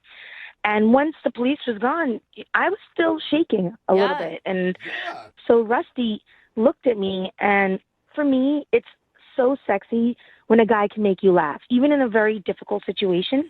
He told you a joke? He told me a joke, and that was what broke the ice. And it was for the life of me, I can't remember it. It must be the dumbest joke in the world, but I started giggling like a little child. All right. So Okay. He was able to be funny in a very stressful time. Exactly. And it's nothing like a little laughter through tears. So I was like, okay, this is kind of cool. And he had these really nice blue eyes, and I thought, wow, this guy's kind of cute. And I think he started feeling the vibe from me, and I started feeling a vibe from him. And he's like, you know what? There's a bar down the street. Want to go catch a drink? I was like, how about 5? Because I could use them right now. They say that, like, if you have a near-death experience with somebody, you're, like, instantly bonded with them, and it's actually, like, a great way to meet people. That's why they encourage you to do, like, crazy stuff on dates, like skydive and stuff. I didn't know that. Wow, well, I guess that's what worked for me, because instantly there was sparks that flew. All right. And so how was having drinks? Did you guys just go down the street and have beers? Well, I had a little bit more than just a beer, but we did. We went to the bar, hung out, and next thing we know, we're back in his place. Shut up. This guy's in a right. convenience store that gets robbed, and now he has a girl back at his place? He has the best story ever. Yeah. It was crazy how it happened. Yeah. I've never done anything like that before, so let's just say one thing led to another, and there you go. Okay. So did you stay the night? Did you wake up in the morning? What was it like? Yeah, I kind of stayed the night. Yeah. Get it, girl. And how was the interaction with this dude the next day? He asked me if I'd like to have a cup of coffee, and I said no, I have to get to work. I just gave him my number. I said, give me a call. I winked at him and gave him a kiss on the cheek, and I left. Whoa, the wink. Aren't you, little sly fox? He's like, I just witnessed a robbery yesterday, but that wink was the weirdest thing that happened. I wish you wouldn't have winked at me. So, has he tried to contact you at all since that night? No, and I don't know why. I haven't heard from him. I, kind of wanted to play hard to get, so I haven't texted him or called him. But no, I haven't heard from him. Did you expect more? Because it sounds almost like just this crazy story and a one-night adventure, I guess, for lack of a better word. I kind of expected more. I mean, we really hit it off. And, we had a good night. Why not? Well, we'll play a song, come back, see if we can get him on the phone and get your second date, all right? Okay, thanks. Yep, hang on. Running a little short on time, so I don't have a bunch of time to recap exactly what happened. Okay. Sarah is on the phone. Mm-hmm. She wants to call a guy named Rusty. This is what happened when they met. She was at a convenience store just doing some shopping, and then in comes a robber trying to stick up the place. Oops, he drops his gun, picks it back up. He's fiddling with it, tosses it from one hand to the other, and then realizes he can't get the money, so he runs out of the convenience store, and then the police show up. By the way, everything is in really fast motion at this point. The police show up. They're searching around for clues. They can't find any clues, and so they grab Sarah, and they bring Sarah outside to make a statement, and then they talk to another guy named Rusty, who was at the same convenience store to make a statement, and they're standing there waiting for the police to do their thing. They're talking back and forth, laughing and giggling and everything else, and then they go down the bar and hang out and have some drinks, and then end up back at his place, and they hook up, and then she never hears from him again. The only shocking part is no one slipped on a banana peel. Yeah. Oh, no, that happened somewhere in there. Oh, I'm sure. okay. Yeah, I think I just missed it. So fast. Pretty accurate, Sarah? Yeah, pretty accurate. So, with the music and everything. yeah, that's how I picture that robbery being for some reason. Sarah is on the phone. She met the dude that she wants to call today at a robbery. That whole story is true. They ended up hooking up, and she hasn't heard from him since that day. So we're going to try to get him on the phone right now and find out what went wrong. How are you going to feel if he just thought of your guys' night as a one-night stand? I have to be honest, I'll be a little hurt because I thought there was more there. Yeah. You know what you should Don't they do? always? If that's the case, you go right over to his house, you bust in the door with a big rubber mallet, and you hit him over the head with that thing repeatedly. We'll get him somehow. All right, I'm going to dial his phone number right now. Here we go.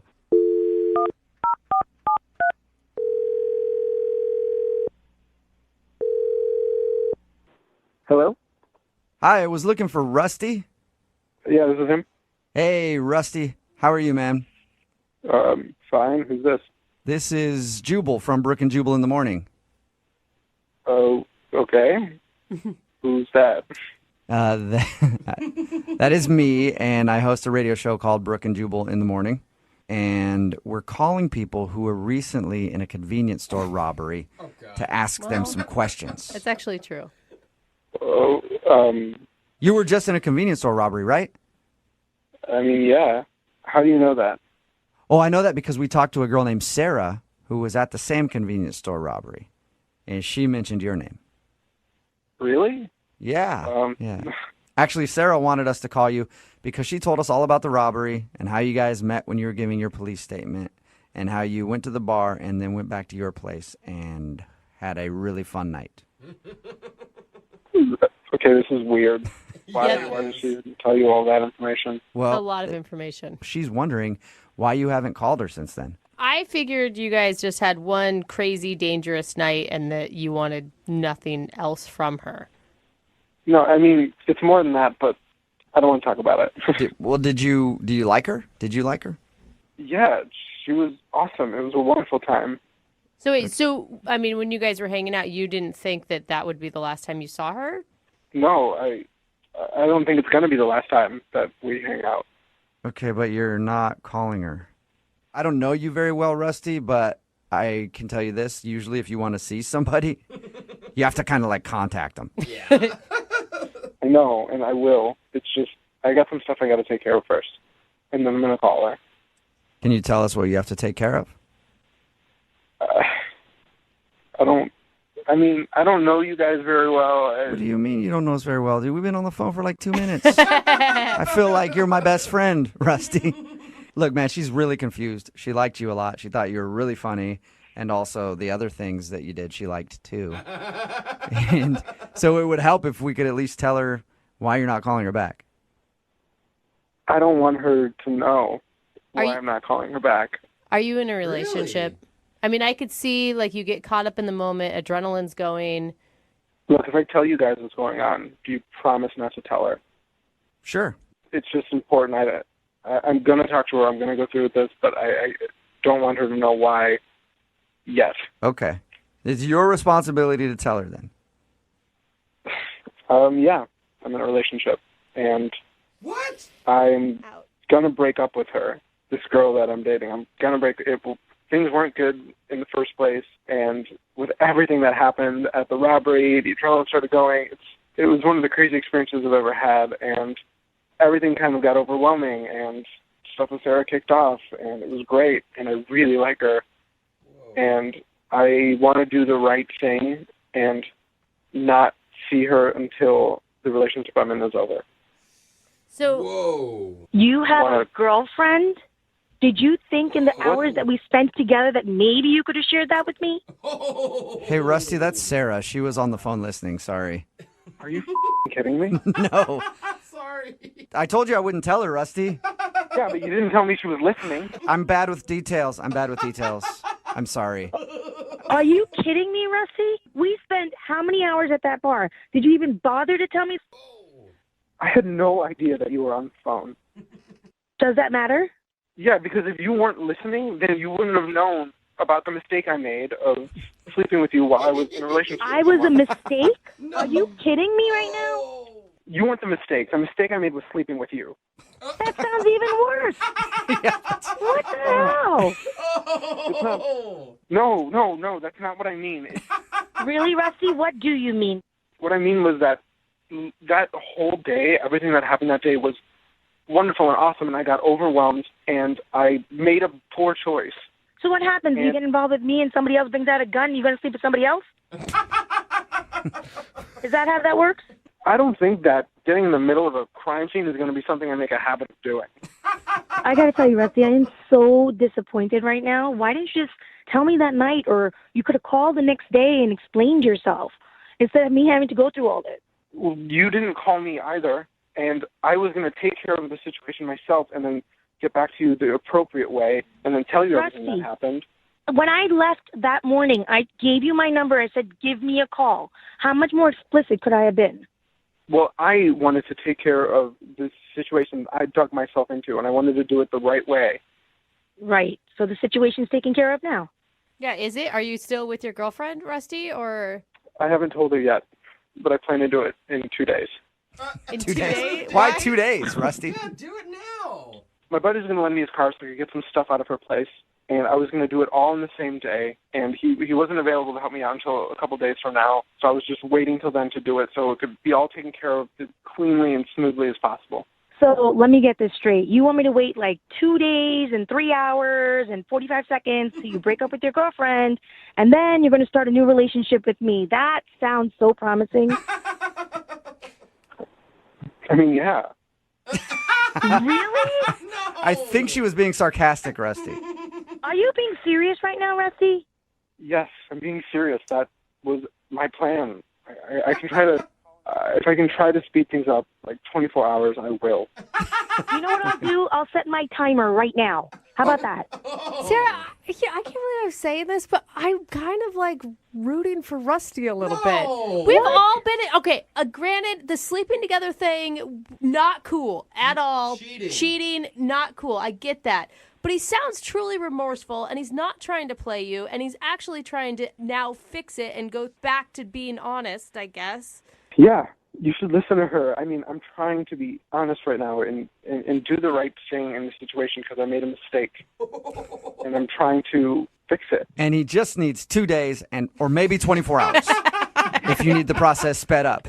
Sarah, I mean, we already know Rusty's answer. Sarah, do you want to go out with Rusty again? You called in for the second date, but we will pay for another date for you guys in maybe a day or two. I guess I need to wait the 24 hours first. I think so, yeah. It's like a waiting period, layaway almost. All joking aside, are you serious? Will you go out with him again if he breaks up with his girlfriend? You know, I'll give him 24 hours to get his taken care of. But if not, I'm out. I'm sorry, I can't. Okay, Rusty. Reasonable. You're on the clock, Rusty. You got 24 hours. Okay, I'm going to call my friend right now and make sure I can get his truck. All right. Well, good luck. Sarah, sort of a congratulations. We don't know yet. It's a congratulations. You got a second date based on the fact that he can break up with his girlfriend in the next 24 hours. Rusty, get to work. I'll do my best. I know I'm on the clock. Okay. Well, Rusty, if your buddy falls through, you know that there's companies like U-Haul and stuff, right? You don't have to wait for him. Yeah, but that costs money, and this guy is free and reliable. Oh, my God. Sounds super reliable.